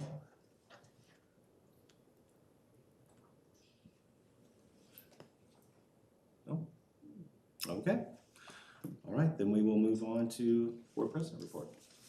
All right, I just have a couple things. So one is superintendent committees. So they're almost filled out. There's still a spot, teaching and learning, and one on policy, if somebody wants to be on two. And so finances will be Andy and myself, and facility of Jerry and Amanda, and then extracurricular would be Amanda and Wes. Dan was gonna stay on policy and have Christiana on teaching and learning. So the policy committee and teaching and learning committee are two that need like another volunteer for. Not that it needs to be done now, but just so we can get that lined up so we can start having committee meetings when we need them. Questions or comments about that? I think I'm gonna be on another committee. What would you call the committee? What's that? The That's the MEA and board. It's a subcommittee that we're gonna get together on and look at just future engagements between the MEA and the board. So. Okay. I needed to be aware of that. Thank you. Okay, I like that. Okay, great. I'm happy to serve wherever it's needed. All right, we'll finalize that, just wanted that to be thought. Two is, we've talked in the past about super eval, about looking into that, about a very formalized process of doing evaluation. I know you've kind of started, got a bid on it or offer or whatever it is. You want to update us on that? I'll give you 1 minute on that. So I received the proposal for the 25-26 school year. It's a formal evaluation program. And so I have submitted that back to Super Eval. The next step in the process is that they'll do an onboarding session with me sometime in July. And then I've got an email request going back to their representative. There will be an onboarding session for the board. And so I'm anticipating what they'll say is, that they'll be ready to do that at any time. So maybe during a closed session, possibly the July board meeting. I gave them our July board meeting date, to have that onboarding session with all the members of the Board of Education. They said it'd take about 30 minutes for that. So I'll have more information once I get into it a little bit more. Okay. Great. Thanks for the update. And then last for me, so it's Dr. Smock's last board meeting. It's been a pleasure to get to work beside you for the past few years. Good times, bad times, stressful times, fun times. And in between open and close, I'll have cupcakes. I know how much you love cupcakes. I just want to take time to thank you. It's been great, and you have something To you. that we wanted to gift you. Oh. You want to talk about it, Valerie? Did you? No, you don't want to. All right, so it's 6 o'clock. It just says Dr. Smock, Superintendent. Thank you for your time. Oh, thank you. Thank you very much. Appreciate it.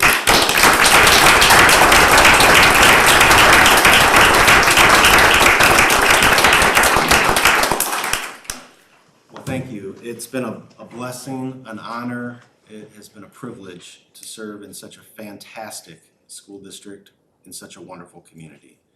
I raised all three of my kids here. They got a wonderful education here. Learned so much in leadership, in academics, in social aspects. Just, it's been a wonderful experience for us. And I just really appreciate the trust that the board has put in me to lead this district. And I really just thank you for the opportunity. Thank you. May I have anything else you want to say about that? Appreciate your mentoring and your leadership, really do. I know this past couple of years haven't been the most fun, but we've made it fun. Thank you. Congratulations. I was reflecting how wonderfully set you're leaving our district. We're in good health financially, staff-wise, and I just am handing you a big compliment on how you set up your successors and helped us as a board as we were trying to figure out how to keep the school district going in the direction that you kept it in and have started your legacy just at the high school with the facelift alone is really commendable. So just great job. I want to echo the friendship, the leadership, the mentorship that I have received. So education is a small world. This has been 3 years that I've enjoyed Dr. Smock's leadership. But before that, as colleagues from other districts, you've always been a leader, you've been a mentor among so many people in Central Illinois. And then in education, if there was an education dictionary, I think this is the greatest compliment I could ever give to you. One of the phrases I love to say is, what does right look like? If you open that up in an educational terms, it would be your actions and your leadership and your guidance and just your commitment, your integrity in everything that you did for your years serving students and staff and the community. And so you are truly what right looks like. And so thank you. Thank you. Thank you. Well, each leader stands on the shoulders of the leaders that came before. And there were outstanding leaders before. And there will be an outstanding leader next year in Dr. Sander. And, I've known him for quite a while, seeing him in other districts in the area, and I knew his character, I knew his work ethic, I knew what he was all about. I knew he was a perfect fit for this district. So I'm very pleased that the board agreed and that we got him here and that he'll be in this position next year. He's going to do fabulous things for this district. All right, with that, agenda building, anything that you want to look at moving forward? Missing issues? In the spirit of brainstorming, in one of our updates, it talked about the state of Illinois lowering the minimum proficiency level for our students, especially on some of those tests that we rely heavily on as a district. And so just as a board, I think we should consider having maybe Dr. Teeter or Mrs. Wyman keep us apprised of how that's going to affect how we evaluate our district and our faculty, since the state thinks that we don't need to hold them to such a high level. But of course, here in Morton, we may or may not agree. So that was a brainstorm. It'll be interesting to know how that changes, right? Like, when you look at all our data, it's like what percentage meet or exceeds or growth. If they change, if you change the line of meets and exceeds, it's going to make your data look really unusual. You plan for that? It's not the first time that the goalposts have been moved. And I think, to the credit of a lot of people, that have been involved in assessing student academic achievement, that's just one measure. And so we have other measures that we can look at, and we can definitely take a look at, how, when the goalpost gets moved again. But we're in that same, shifting from SAT to ACT. And so it would be nice if we had a consistent measure over time. But it's definitely something that we need to take into account and then just continue to see how our students are progressing academically. As Mr. Edwards said, one of the things that I am just all about is just the extracurricular involvement. We threw in a little nugget. I think it was 0.74 of 1 point. The GPA of students that are actively involved in those extracurricular activities have a higher. And so these are the other, I'd say, soft targets that we need to continue to move forward towards.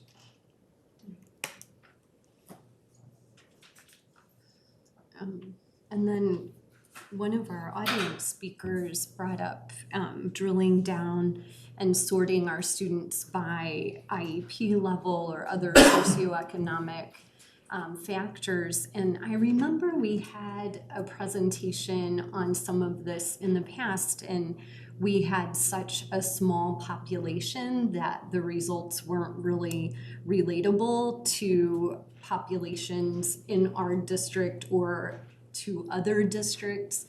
That might be something that if we are measuring those things, Mrs. Franklin has so many different reportable things, that would be interesting to us to see, okay, well, if we have 6 students in our district of 3,000 and all of those survey low, what does that mean to our district? And, what department does that really fall to? I mean, those are cracks we may have or may not, but something to look at.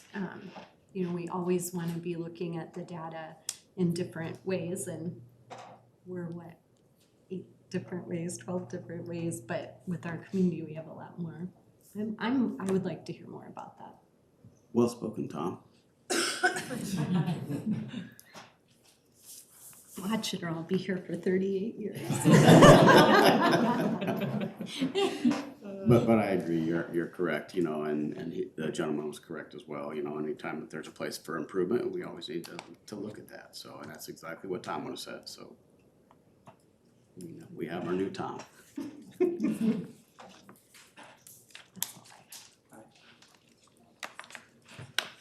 Nobody else? All right, discussion items? Okay, first up, we have Ms. Kowalski with a financial review for FY '25 and '26. Good evening. So this is the first of a series of presentations you'll be seeing over the next several months for the new board members. I kind of mentioned that, but this is a very broad overview. So our fiscal year is July 1st to June 30th.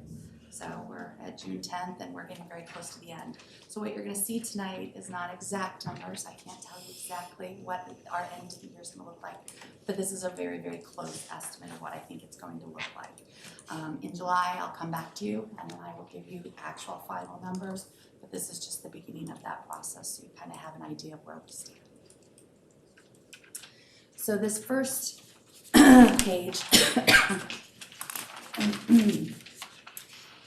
kind of looking at what we set up our budget to look like and what our actuals or preliminary actuals actually are looking like, or what I think they're going to look like when we finish out or close out the year, June 30th. So one of the things to kind of note, we thought that our budget in our O&M fund, we were going to be negative 1.6 million utilizing funds out of there.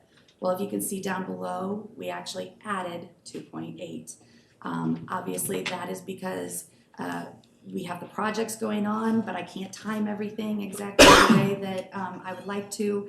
We've had a few delays making decisions. Not all anybody's fault. It's nothing like that. It's more of it's part of the process. We can't make immediate decisions. We have lots of processes to go through to make sure we're making the right decisions on behalf of the district. Another thing I can't tell you is exactly what additional revenue. I'm expecting a little bit more from evidence-based funding, which is our state money. a little bit more from grants, but again, it's a timing thing. It could come in this year, it could be after July hits. It kind of depends on when the state decides to distribute those funds.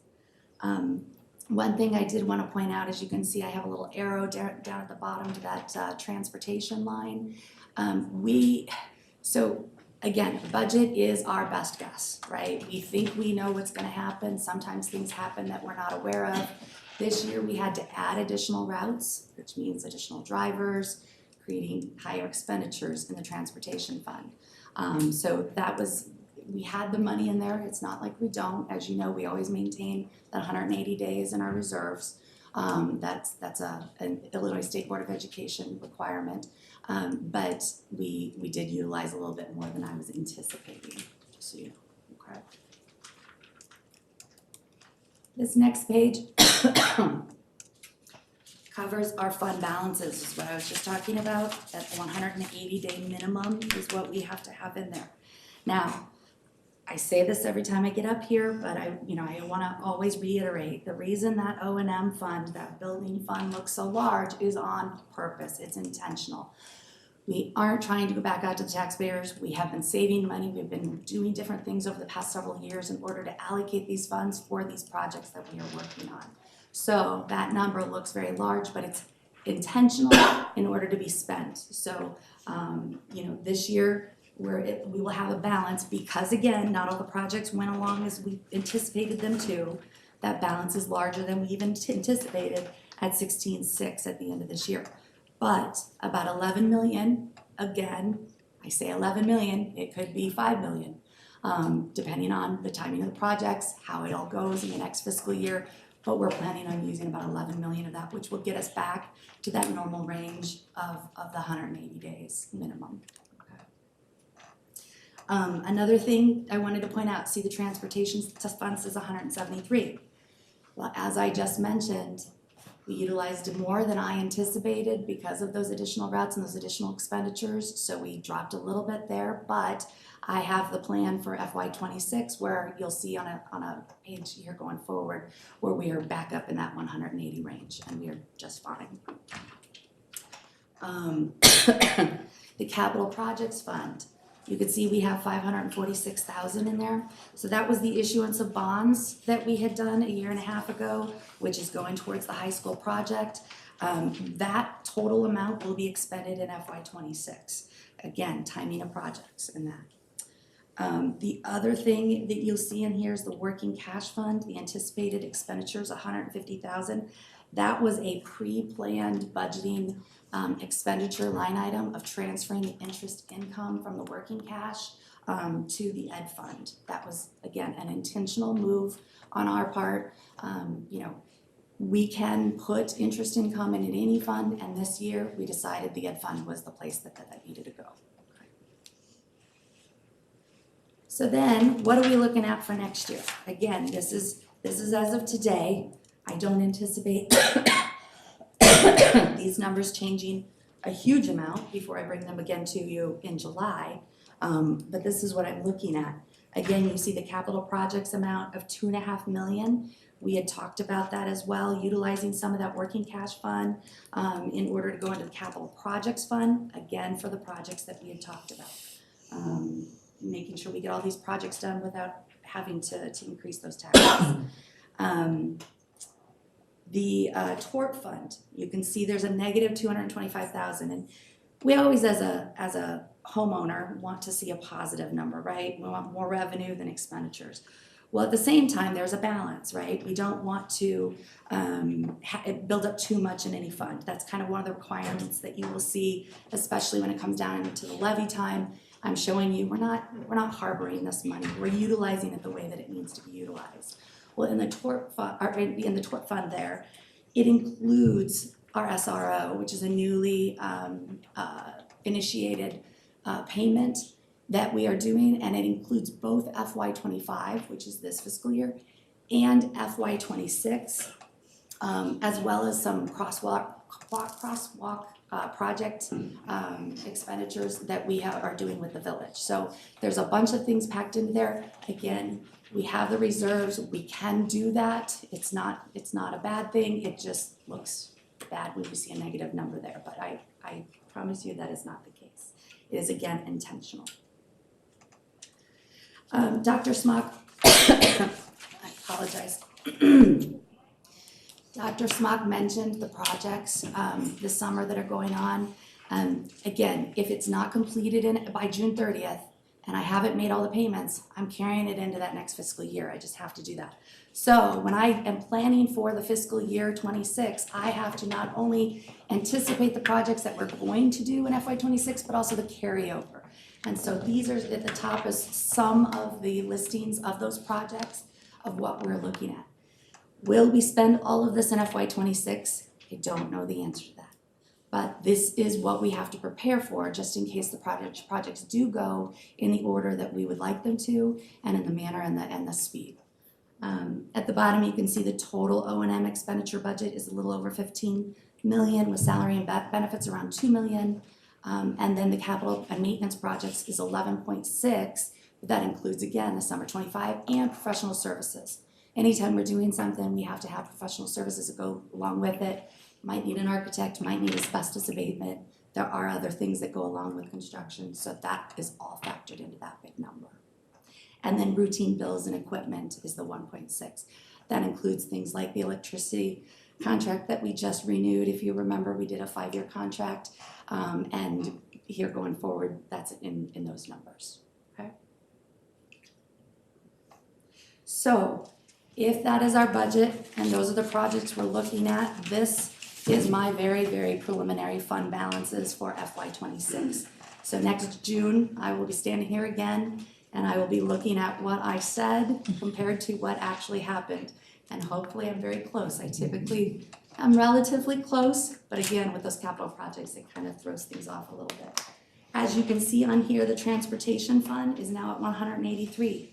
I told you I was gonna get back to that number, and this is the year that I would do that. Brings it right back up where it needs to be.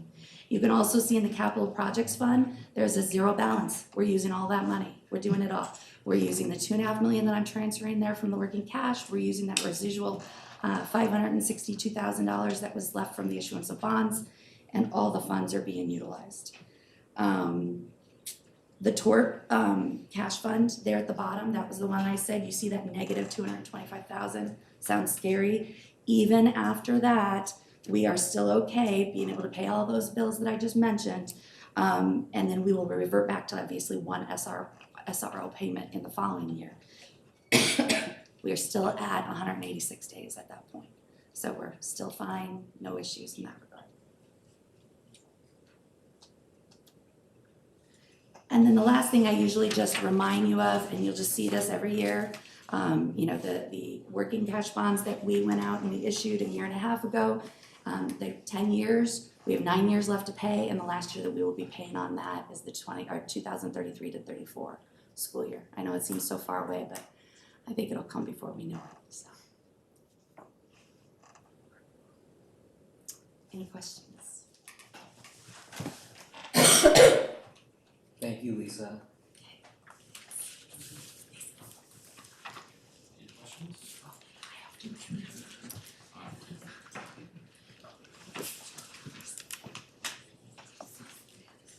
Okay. Thank you, Ms. Kowalski. Next up, we have a presentation or some discussion, I guess you could say, from me regarding our capital projects. Unfortunately, unlike the last presentation at the last meeting, I don't have pictures, so it's going to be, I'm just warning you, a lot of me talking, but at some point I will take a breath and take some questions and any concerns or, questions that you might have. But I wanted to talk a little bit about a couple different pivots that we're making in some of the decisions regarding future capital projects. At our last meeting, I think I conveyed to everyone that the cost estimates that we were looking at on a couple projects, the Morton High School Phase 1 weight training, Phase 2 weight training facility, the potential Bertha Frank lobby, the Grundy project, they were both coming in at higher than budget allocations. You know, we are, as Ms. Kowalski indicated, we're trying to pay cash for these projects and not go to taxpayers to do them. So that's one of our goals. So in those cost estimates, with those cost estimates, I think I indicated that we would need to go back to the drawing board a little bit and see where we could cut costs in terms of the design, maybe eliminate aspects of it. Were there alternate ways we could design something to make it less expensive? Because of the unknown costs, and we never can really know the cost of a project until we go through the bidding process, get the bid, select the lowest bid. So we're doing the best we can with these estimates. And because of that, we've all along had the Bertha Frank lobby expansion kind of on the back burner, kind of thinking of it as, well, if we have enough money, we will do that. It's been considered to be an alternate bid. In other words, we wouldn't necessarily have to do that work. We would get bids for it. But since that time, since the last meeting, we have gotten some more information about other projects. And so what is the pivot all about? Why are we changing? Well, since that last meeting, the district office team has met with executives at Guardian Angel Home. So that's the facility where we have several students that are residents there, and they attend Morton Academy, many of them. Not all of them do. Some of them attend other schools in our district. We met with the executives there to discuss the potential for expansion of that existing facility.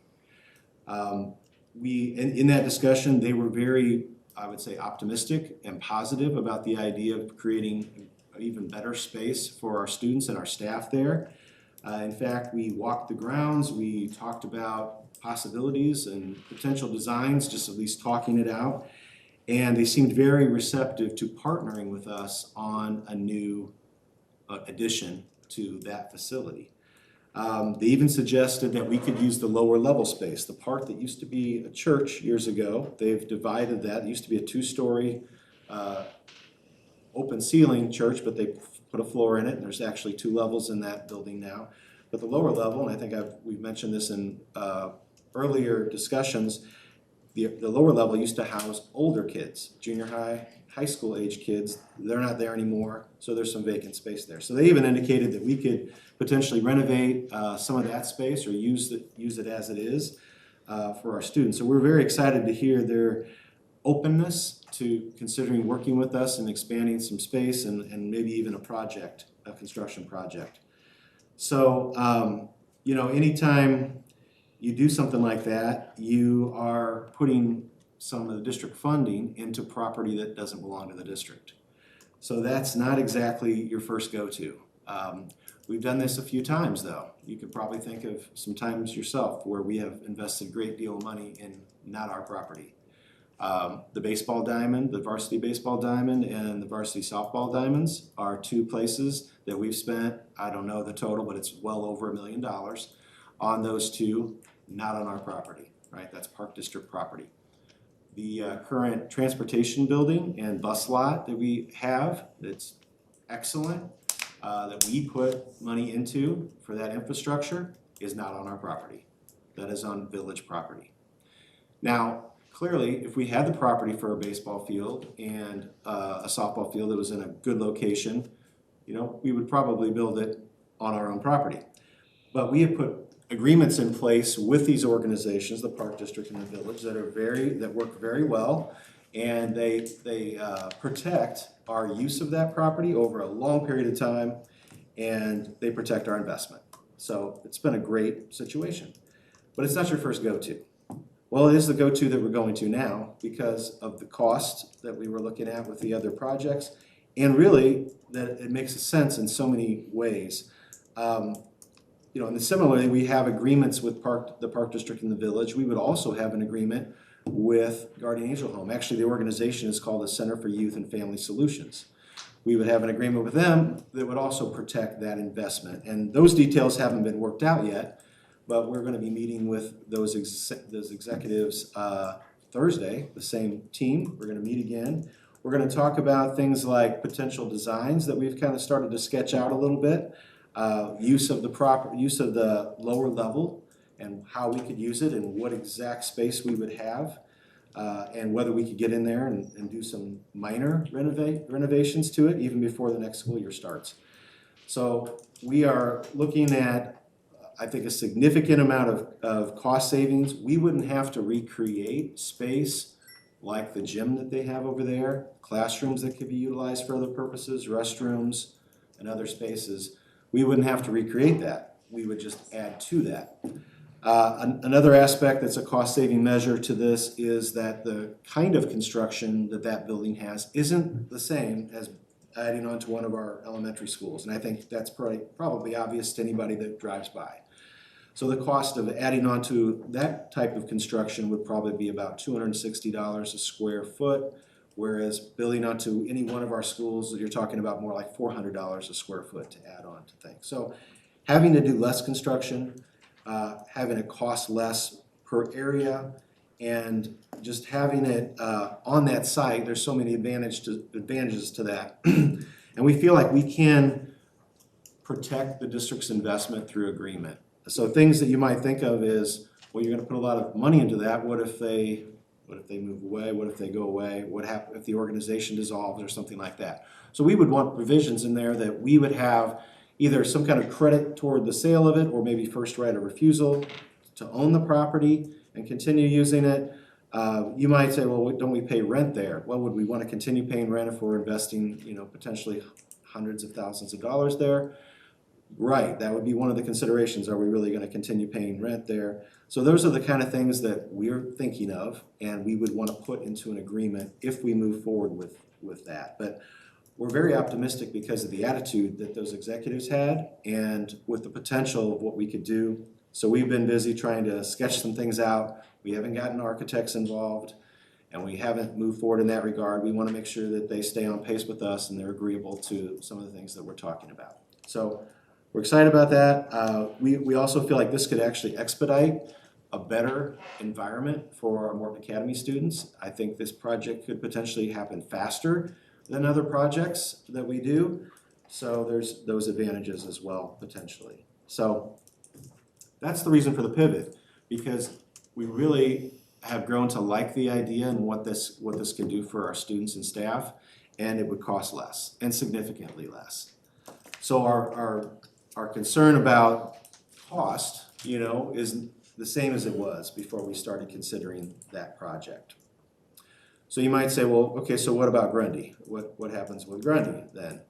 Well, we still need space for our growing pre-K program, and I will say that program is making a huge difference for our students, an incredible difference. We have students walking into our pre-K program that are nonverbal, and they're walking out knowing some or all of their alphabet and saying it and speaking, and the socialization aspects and the emotional aspects on top of the academics. And their preparation for kindergarten is going to be an amazing difference from what it would have otherwise been.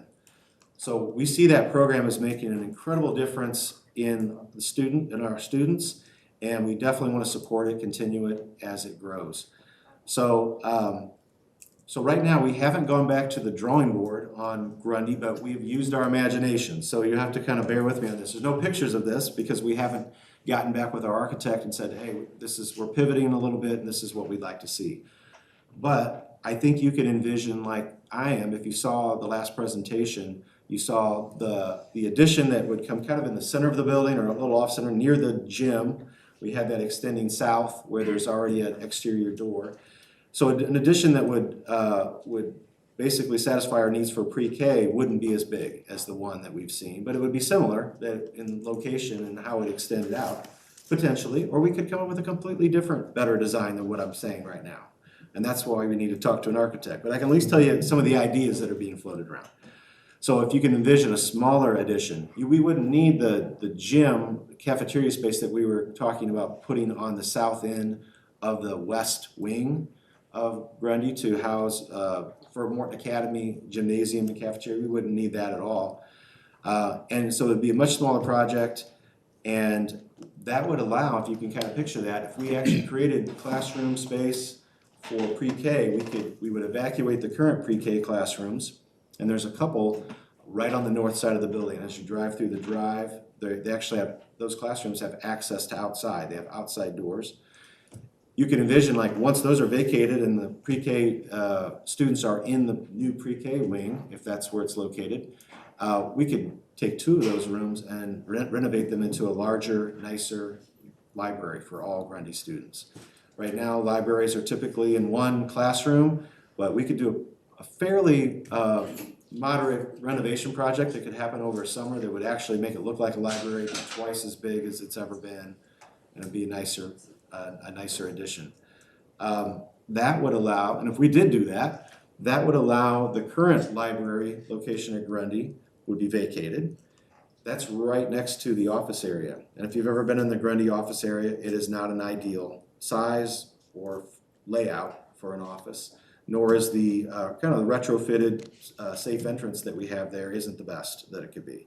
But if you can picture adding on the size of an entire classroom to an office renovation, then you can probably start to picture how that office could be so much better with a nursing area that's actually confidential and not exposed to everyone who walks into the office.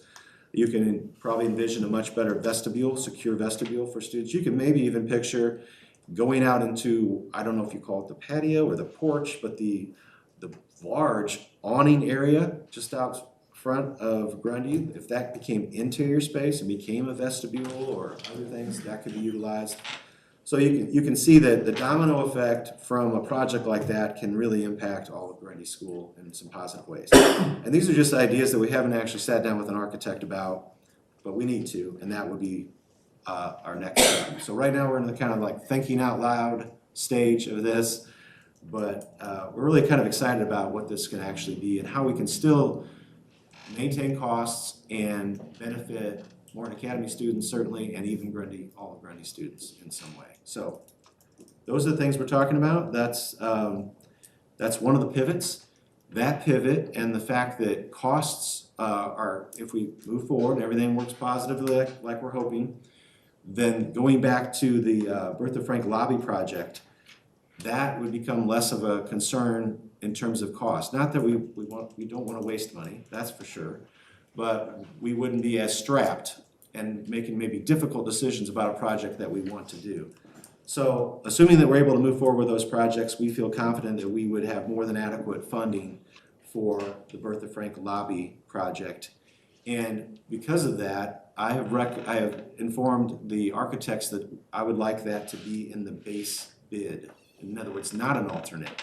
And I want to explain that decision because we haven't had a board meeting in between the last time we talked and now, and that's a long time, and a lot of decisions and things have been made since that time, and I want to make sure that I explain that and everyone understands the reasoning for that. So that project, being in the base bid, there's several different advantages to that, and I'll try to explain that. So if you do an alternate project, what that means is there's a main project and we're doing it. And there's other side project that we might do, tell me how much it will cost, okay? Well, in doing that format, that can be an advantage because you can just decide not to do plan B and just go with plan A. The trouble with that is you're forcing your architects to design two different designs in many aspects. Many of the things will be the same, but there will be some significant differences in the two designs. You're going to cost the district money in design fee right out of the gate, whether you do the second project or you don't. I don't know what those dollars are. It's hard to estimate. And an example of that would be this. And this is a specific example to this situation. We'll need to put fire suppressing sprinkler system in phase 2. We did it in phase 1. So we've got sprinklers in all of our locker rooms in the lobby. We did it in phase 1. We would have to do the same in phase 2 because of the size of the project. So in doing that, the architects have to know, like, where am I getting that water from? If we do the Bertha Frank lobby expansion and we know we're doing it, they know where they're getting their water from the Bertha Frank side, from the south side. If we don't, then they'll have to find some other way to route water for the sprinkler system into the weight training facility. So that's just one small example of, like, they've got to design it two ways. One, we get water from here, or, well, if that doesn't work out, we got to get water from somewhere else. And that's a small example. A larger example will be the structure of the whole facility. How they support that structure will vary greatly, whether it's all one project, it's all kind of connected, or whether it's like, well, we're doing this one project, so I have to design it a certain way, we may not do the second part. And I think you could probably imagine that the structural differences in those two designs would be significant. So that all comes with a cost. The other thing is when you start complicating projects by adding alternates, they're complex. Some alternates are not complex. We'd like a better rubber flooring. Okay, so we'll price the better rubber flooring and we may not go with that. That's easy to do an alternate like that. But when it involves so much design, you start to lose out on, there starts to become some doubt in general contractors' minds when they're bidding something. I don't know, if I'm a contractor, I don't know whether I'm bidding this whole project or that part of the project. I really don't know the scope. And the complexity of it, like I've got to figure out my cost of plumbing, and I don't know which one I'm really gonna have to do. And anytime, we're told that anytime there's doubt, the price just went up, which you can imagine, right? People that are unaware of what exactly things are gonna take, they're gonna hedge their bets and they're gonna put more, they're gonna, raise their price on it. So you're gonna see higher bid prices. And I think we all probably understand the idea of economy of scale. When it's a bigger project, you pay less per square foot. It's simple. The more that they can do while they're there, the cheaper it is per square foot, because they've already got everything tore up and it's less expensive. We did ask the architect to estimate for us if we did this. We built the weight training facility and we didn't do the Bertha Frank lobby expansion. And a year later, or 2 or 4 or 5, we decided, yes, we now want to do the lobby expansion. What did that just cost us in deciding that? And he said $500,000, and just after 1 year, because you're starting a whole new project, a whole new construction site. Construction inflation just happened from last year's cost to this year's cost. You can count on that costing $500,000. So if we're really wanting to do the project, we don't want to delay it. If we have the funds to do it, I know that a couple members of our facilities committee, our board facilities committee, were eager to include it if at all possible. Like if we can do this, we can do that. And I know there have been different opinions across the board on that. And one of the questions, and it's a good question, comes up, why do we need it? Why do we need that lobby? What is the purpose? What are we really getting out of it? Is it just a want or is it a need? Well, everything falls somewhere in that category of want and need, right? We've lived without the lobby we just created for decades, and we feel like it's a nice addition and we want it, and there's a lot of ways we could say we needed it.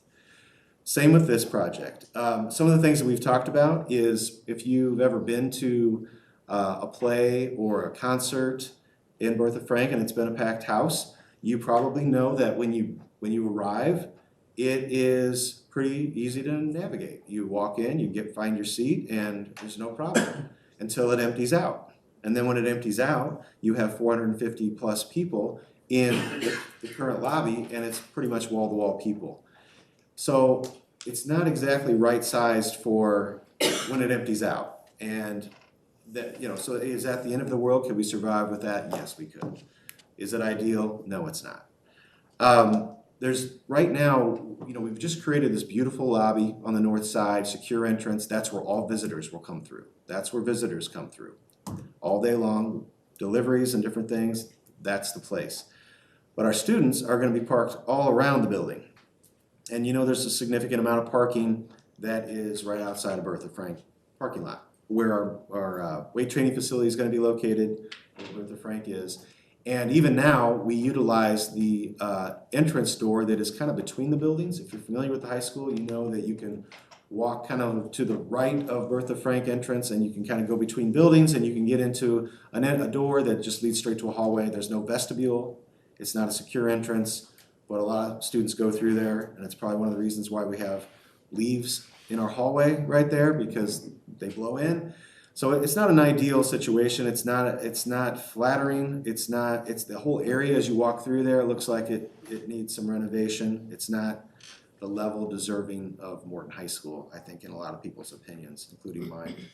So cleaning up that entrance between the buildings, creating a more secure entrance, one that we can actually monitor better with a vestibule, is a good reason for the lobby expansion. With this expansion, that space, and you can picture it being twice the size, maybe even larger than twice the size of the current lobby, that it would extend all the way to the other wall. I know that's hard to picture maybe if you're not familiar with it, but it'd be at least double the size. The use for that area is just, there's a multitude of potential uses for that. From different groups meeting, before or after school, during school, clubs, it can be a meeting place, just like the other lobby can as well. It can be a place where even the dance team could practice, that'd be large enough for that. We've looked at that and talked to people about that, and we feel like it could be a location for that. It can be a place, kind of a workplace where teachers can take their students down to that lobby area where there'll already be tables set up. If the class needs to spread out for some kind of activity, maybe it's a communication activity, they need to have a lot more space and they need to get away from each other to some extent. Or if they're doing a physics experiment, they need some more space, or whatever the reason, it can be a place where teachers go, they take their classes, and they have a whole different kind of format to their class for that time period. So there's a lot of different advantages to it. One of the main ones is, from a security standpoint, right now, we have an open campus lunch for juniors and seniors. And, there's some security reasons why that's not always the best idea. And if we ever did decide to close the campus for lunch, we would be in a bind to find space enough for that many kids to eat, for 1,100 kids. Even over, 3 or 4 lunches, that can be a tight fit. So this is really closely located to the cafeteria, and this could be easily a place where some students can go for lunch. Even if we don't close campus, it can be a place where some students can go.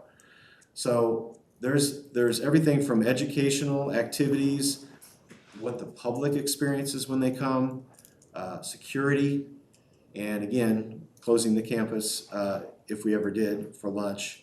Just so many opportunities come up if we have this. So that's why I've recommended that we design it that way as part of the base bid. I want to make it clear though, even though right now the architects are designing it as if we're doing the whole project, that doesn't commit this board to doing the whole project at all. We're never committed to do a project that we set out for bid. We can wait and see what the bids are, and then we can make a decision from there, which is what we'll do with this project, just like every other project. So the board could, when the bids come back, look at those and say, this is too expensive, we're not gonna do it, we wanna rebid it, just the weight training facility only. Okay, well, a lot of the design work has already been done for that, not all of it, but a lot of it would already have been done, so that wouldn't cost a lot. Would there be a delay in the project? Yes, there would be somewhat of a delay in the project. Could it still get done in a timely fashion? Well, as well as any construction project can, I suppose, but they would be working on it all year long, hoping to open it at the start of the next school year. And weather might have a bigger impact on the delay than even that decision to rebid. So, so in terms of the date, so when is all this happening? So the bid documents are due to be completed around June 24th. Then we'll put notice out for bids. Then bids will come back probably the first week of July, early July. And then for the first board meeting in July, hopefully we would have bids in hand for the board's approval or denial of the project. So that is a ton of me talking without stopping. Do you have any questions? And I'm sorry for that. Do you have any questions for me about that? I wanted to fully explain why we kind of pivoted and why we've made some of the decisions that we've made. $500,000 was a little bit confusing. It almost made it sound like it'd cost $500,000 to do the birth of Frank, when I think you really mean it's gonna cost $500,000 more, like say 1.5 to do the birth of Frank and $2 million if we do it later. Yes. $500,000 was what it cost you to delay it. Right. So it'd be that's the additional cost more, that it just cost you because you waited. And you're right. So to clarify, you're probably talking about turning a $1.5 million project to a $2 million project. Yes. Thank you for clarifying that. So the timing on this is a little concerning to me. I guess I agree. It sounds like this Morton Academy development has been really serendipitous in helping free up cash flow. But if we don't have a permanent or a decision on the Morton Academy situation and that all falls through, we still are teeing ourselves up to commit to, I don't like the name Bertha frank lobby expansion just because I think it underestimates the value of what we're attempting to do from what you just talked about, but it describes it. But that commits the board to deciding if, and here we are, what if this falls through again with the state of Illinois, and now we still have Morton Academy kids eating lunch in the hallway and needing a place to call home, and we're gonna have to make decisions without the extra $1.5 million that we as a board have to decide. Like, I wish it all lined up beautifully, but So you do know, I. that's life, but that's a hesitancy, you know, for me with this. I agree. The timing on the cost estimates that we received was not ideal at all. When we discovered, wow, what we've got designed so far, we may not be able to afford, that was not ideal. So I hear what you're saying, I agree with you, I understand that. I would say this, there's a lot of time between, or some time between now and the time when the board would see the bids on the project. In that time period, I hope to have better assurance from the Center for Youth and Family Solutions that we have a deal, a project that you know, that they remain as optimistic and as open to a partnership as we are. So I think we would know that answer. We're meeting with them on Thursday to start the ball rolling on more information or more detail. One thing we haven't even talked about with them is the cost split. So we haven't broached the subject of, okay, so if we do build an addition onto your facility, what's the cost split? Are we going 50-50 on this, or what are they, what kind of budget did they have? They obviously had a budget at one point to build what they have. So those discussions are gonna happen Thursday, and maybe even after that, to the point where I hope, because you're right about the doubt, but I hope by July, we would actually have a pretty solid answer on what we can do and what we can agree to with that organization to move forward. I hope that happens. That's the expectation. But I agree with you about the timing. This is not ideal at all. And so the communication on it isn't ideal as a result. And that's, I'll take the credit or blame, whatever you want to call it, for that. The timing on it, some things were outside of our control, but I understand also the communication piece, that this is all new information for a lot of people, and here it is June talking about it, so I acknowledge that. Diane, thank you for expressing those concerns, because I have the same concerns on the expansion. And I'm still kind of on the fence with the expansion of the lobby into Bertha as whether it is a luxury or a necessity. So I do want to make those points open about my opinion on that. And I do also too have concerns about the timing of everything. But my question for you though is, the last phase we had a big scope increase from when you first presented of what the project would cost for what it actually did cost. Is there a chance that we're gonna have a similar scope increase? I mean, I know hindsight's 20/20, we won't know until we start digging in. That's a great question. In phase one, we did things that people will never know about. It's under the floor. It's the drainage, the sewer, drains, other water flow drains, and we basically completely gutted that underneath there and redid it. We did some things in the parking lot before we started construction. We did a project that took the insides of a school and basically took it all out and gutted it. This project is all kind of on the outside. I know it does infringe on what's interior space, and that's part of it, and part of it would have to be closed and impact the use of the facility, so I get that. But it's not gonna be the same extent, so we're told by our architect, of phase one. So the surprises that can come up, we're not expecting as many surprises, but you just don't know what you're gonna get. So I can't sit here and tell you that there won't be that scope creep, things expanding. I don't think the scope will creep because of something we wanna do and we wanna add. You know, when we did the phase one, some of the scope creep was, hey, while we're at it, why don't we do put, build another classroom in what's used to be the courtyard space, right? And we did that, and we decided, okay, that wasn't really part of the original thoughts, but while we're at it, I mean, scope creep also happens to each one of us when we're doing projects at home, right? Well, while I'm at it, I might as well rewire this room, and I might as well re-insulate or whatever. So it does happen, and sometimes we see it as a negative thing, like, well, you just increased, but really, is it? Because while you're at it, you can do some other improvements. So can I guarantee you that it won't be as bad as the phase one? Probably I can, guarantee you that. I don't know how bad it might be, but it's probably not gonna be anything like phase one was for us. I just wanna make sure we do have a little bit of cushion for something like that. Yeah. And we still don't know what phase 3 and 4 are gonna be. I mean, there's still some, going into this, there's still some mystery about what those projects will be. You know, and those are also years away with construction inflation, although those things have been kind of factored into cost estimates up to this point. You're not gonna really know what's happening with tariffs and how that impacts the cost of steel and different things. You don't really know what's gonna happen in the next year or two.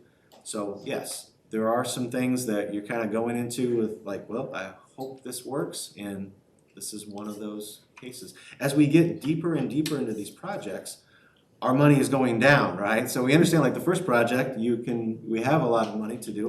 We borrowed $6 million as part of this. And as Ms. Kowalski indicated, now we're gonna spend all that down, so we'll have zero of that money left, but other money that we have set aside. So I acknowledge the concern.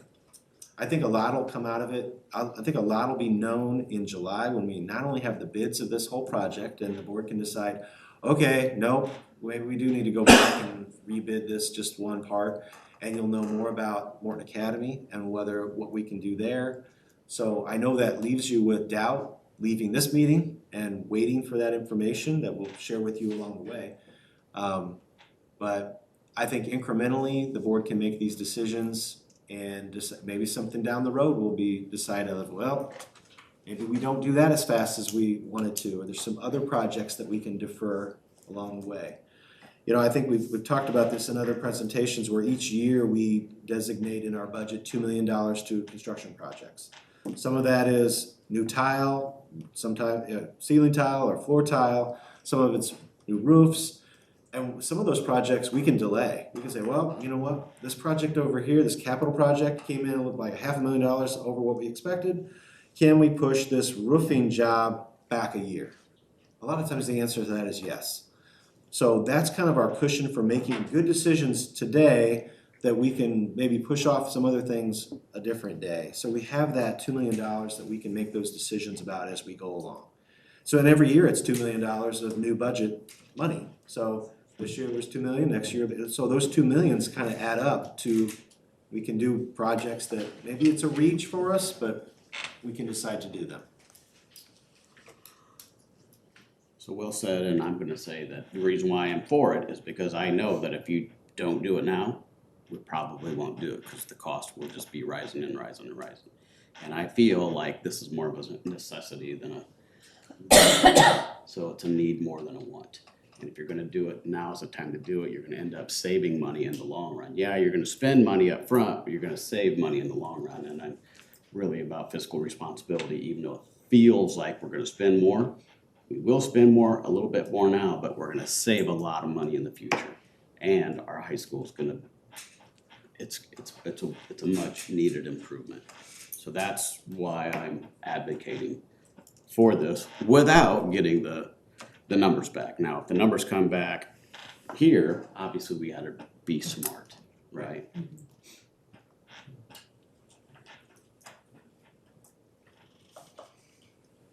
Any other thoughts or questions? Okay. Thank you. That's all I have on that. All right, we'll move on to action items. Do I have a motion for the Board of Education to approve the changes to the district student handbook as presented for the 2025-26 school year? So moved. Support. Discussion. Yes, it would be nice to have these earlier next year. And then secondly, I was just wondering, in the handbook changes where it just updates that we now use the Centers for Prevention of Abuse for training for our staff and students.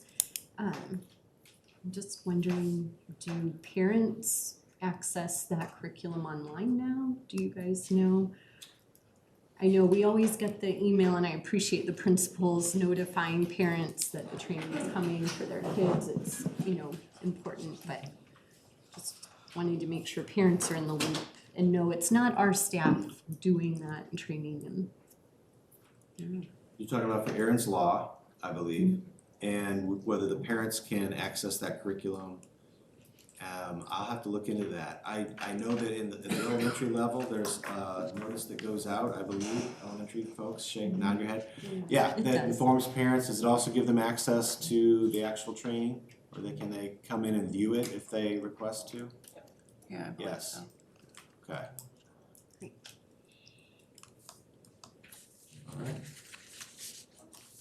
Anyone else? All right, Valerie, call the roll. Yes, sir. Mrs. Lehman. Yes. Dr. Crawl. Yes. Mr. Onosorge. Yes. Dr. Cross. Yes.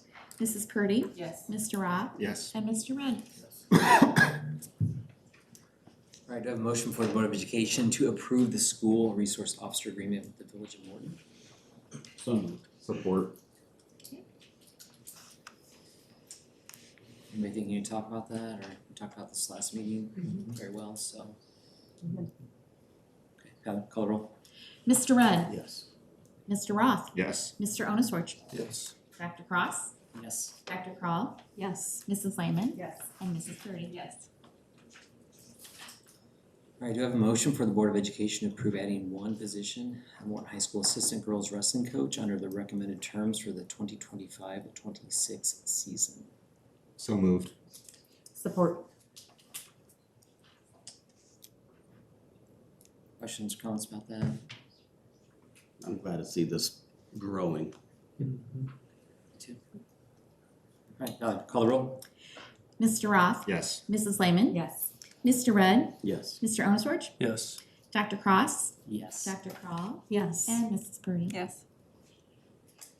Do I have a motion for the Board of Education to approve the district transfer of $150,000 in any residual interest accrued from the working cash fund to the ed fund?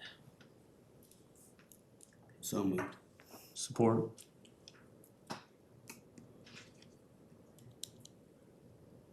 Discussion?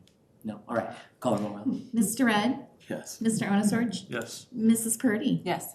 Mr. Roth. Yes. Dr. Cross. Dr. Crawl. Yes. And Mrs. Lehman. Yes. And do I have a motion for Board of Education to approve the grant-funded purchase of a pre-K through second grade playground equipment to be placed at Grundy School? So moved. Support. This is, if I could just say a few words about this, this is something I failed to mention earlier, about benefits to Grundy. Because this playground will serve students pre-K, but also all the way through grades 2. So it's gonna be wonderful, beautiful, very super expensive playground that is being paid for by grant funding. And we've got permission, correct me if I'm wrong, if I misspeak on this, we got permission to use unused grant funds from this year toward this playground, so that we didn't lose those grant funds. And it was a significant amount, I think $80,000 worth of grant funding that we're not losing now and using for this playground that will also serve other Grundy students than pre-K students. And what that forces us to do is we have to pay for it now, take ownership of it, and we don't have a place, we have an idea where we want it, but we don't have a way of installing it yet. So we're gonna save, to utilize those funds, we're gonna store that equipment until we pay the other part of it in the next fiscal year with the other grant funds. Then we'll own it all, and once we have the site, we'll install it, but that might be a year or two away now. But just wanted to explain, like, so where's this playground going and why are we buying it now?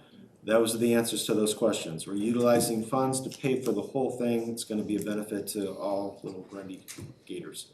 So, wanted to explain that to everyone before we moved on. Please call the roll. Mrs. Purdy. Yes. Mr. Roth. Yes. Mr. Red. Yes. Mrs. Lehman. Yes. Dr. Crawl. Yes. Dr. Cross, Yes. and Mr. Onosworch. Yes.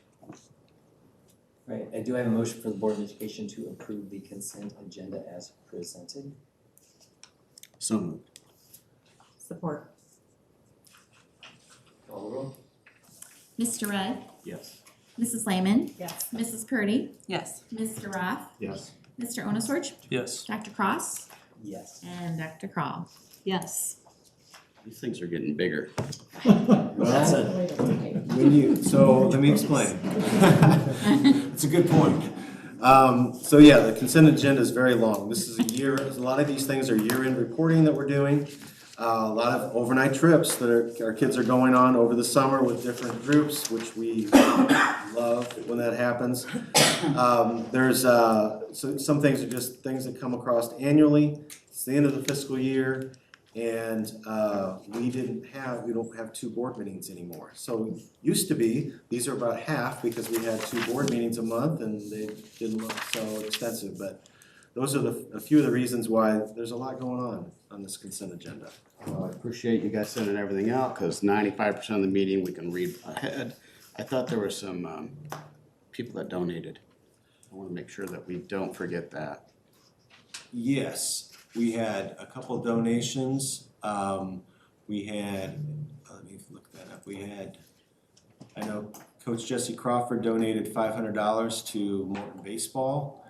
And we had, let's see, I had it here. There was also, what's it? Go ahead. Brooke Schuler donated $500 to Morton Bands. Yes. Yeah. I was looking for it in here and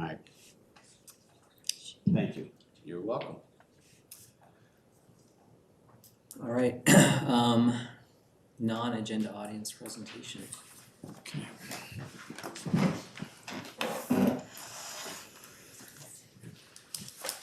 we have 2 speakers. Our first one will be Tony Chaston.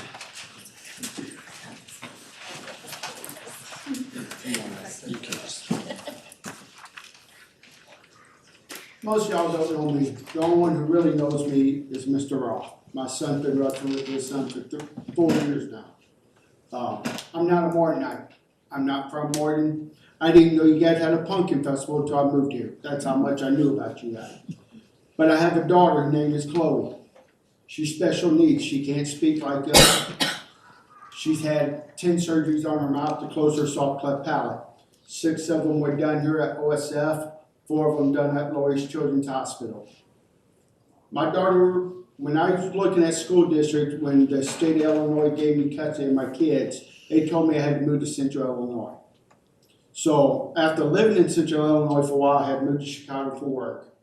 And then when I got there, I started looking, my number one thing was special education. That was what my daughter needed. And in different districts around here, didn't help my daughter, didn't fight, didn't advocate for my daughter. I can tell you Jefferson School with Mrs. Wyman was there and Mrs. Cheney. They helped me advocate for my daughter for her surgery. When I had to get a new surgeon, they helped communicate with their speech team, their cleft team. When my daughter was bullied by the way they spoke, by the way she spoke, I emailed her teachers and talked to Miss Wyman.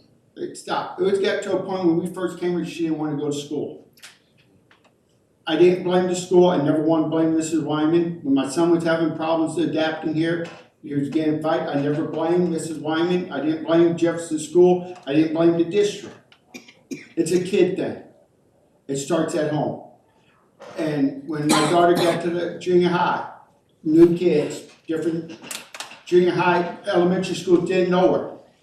She started wrestling under Coach Gashaw. Somebody on the wrestling team was picking on her. He caught ear of it.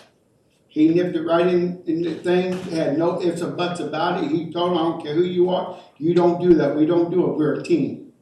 So when they say this, people, you guys aren't doing anything, this year I got to meet Mr. Edwards here at the end of towards the end of the school year. A bullying incident. Ever since I supported 4U board members, my name ended up on the school calculators at the high school. I find it as a badge of honor. My son, on the other hand, irritated him. Another time, somebody put lotion all over his shirt. The dean called me up, hey, here's what we did, here's how your son acted. He just wanted to know, why did it happen? Why did she do it? I came in, I didn't do it. I came in, talked to him, if there was something else happened over the following weekend. Somebody from a Gmail address sent some nasty thing to my son and threatened to put him on social media. So I came to the school. Hey, they're talking about putting this on, he's a wrestler, they're talking about putting it on your thing. And Mr. Edwards said, hey, what do you want us to do? I said, nothing right now, because I want to let the police do what they're doing. But he was willing to step out. Everybody has helped me, whether it be Mrs. Cheney, Mrs. Chelsea, I think her name has done nothing but reach out and help me. They communicate with Chloe's speech team up there at Lori's. And just the end of this school year, both my kids, Chloe had been struggling all year in math, but she was doing everything she could. As a parent, I didn't think she was doing enough to me. Or you ain't doing it because last year you got A to B, this year you're getting D's. Well, Mrs. Scurry emails me and said, hey Tony, we've been talking among the IEP team. Can we please move Chloe into her remedial math lecture? That way she get the extra help and she will enjoy school better. So it wasn't me reaching out to the IEP team, they're reaching out to me. My son, and Mr. Roth will tell you, is on a kidney transplant list at 14. It all started in junior high. We found out it's a silent killer. He ended up getting a 504. Through help with the high school set it up for me the last week of school last year. They jumped it, everybody went through everything. The whole high school was, the nurses and everybody. 30 seconds. Huh? 30 seconds. Okay. And then this year he got hospitalized right before the end of finals. I emailed to the principal at midnight. He responded to me at 7:30 in the morning and said, hey, we can do the makeup finals later, don't stress about it. So I don't know where people are saying you guys ain't helping families, because I'm not a Morton. I don't look like y'all. I don't have the money you guys have, and you guys are helping me. I don't understand it. And I just wanted you guys to know it, because I'm tired of everybody bashing me. Thank you. And our last speaker is Bill Martin. Thank you, Bill. Okay. I had split my time on mine. I had on and off topics, so I get 3 Oh, I'm minutes. sorry. Yeah, and then I'll give you 3 minutes.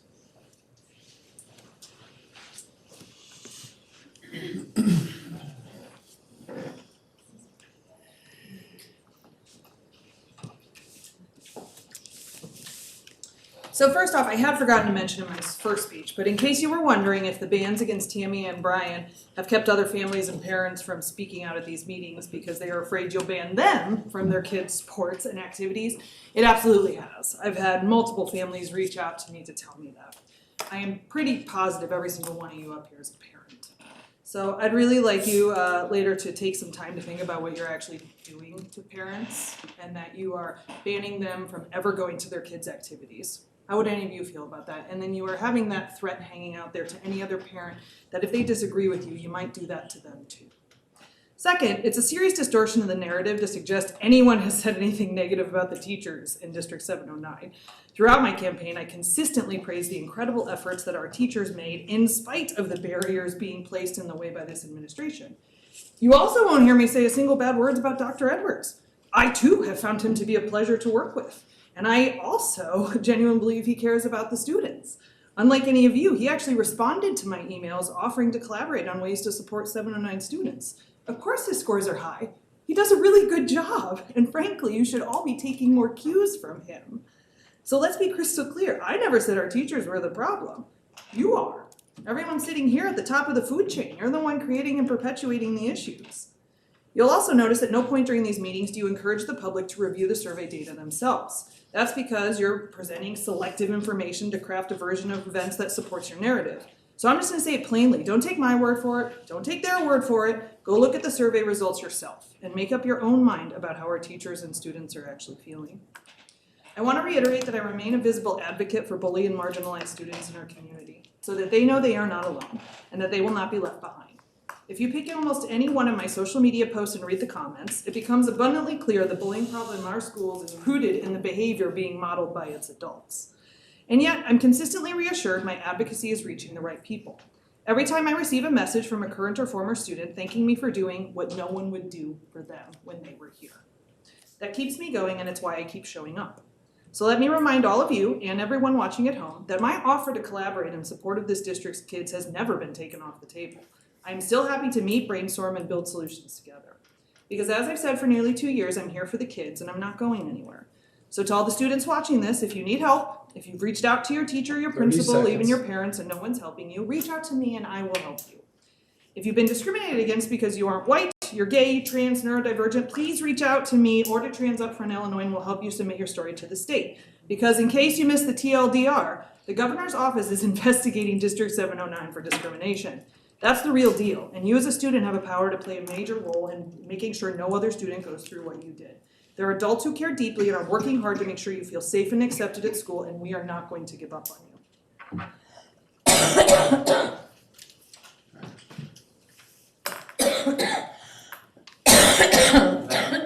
Have a motion for the Board of Education to enter into closed session for the purpose of personnel and a board hearing. So moved. So moved. So moved, sorry. Support. Yes. Please call the roll. Yes.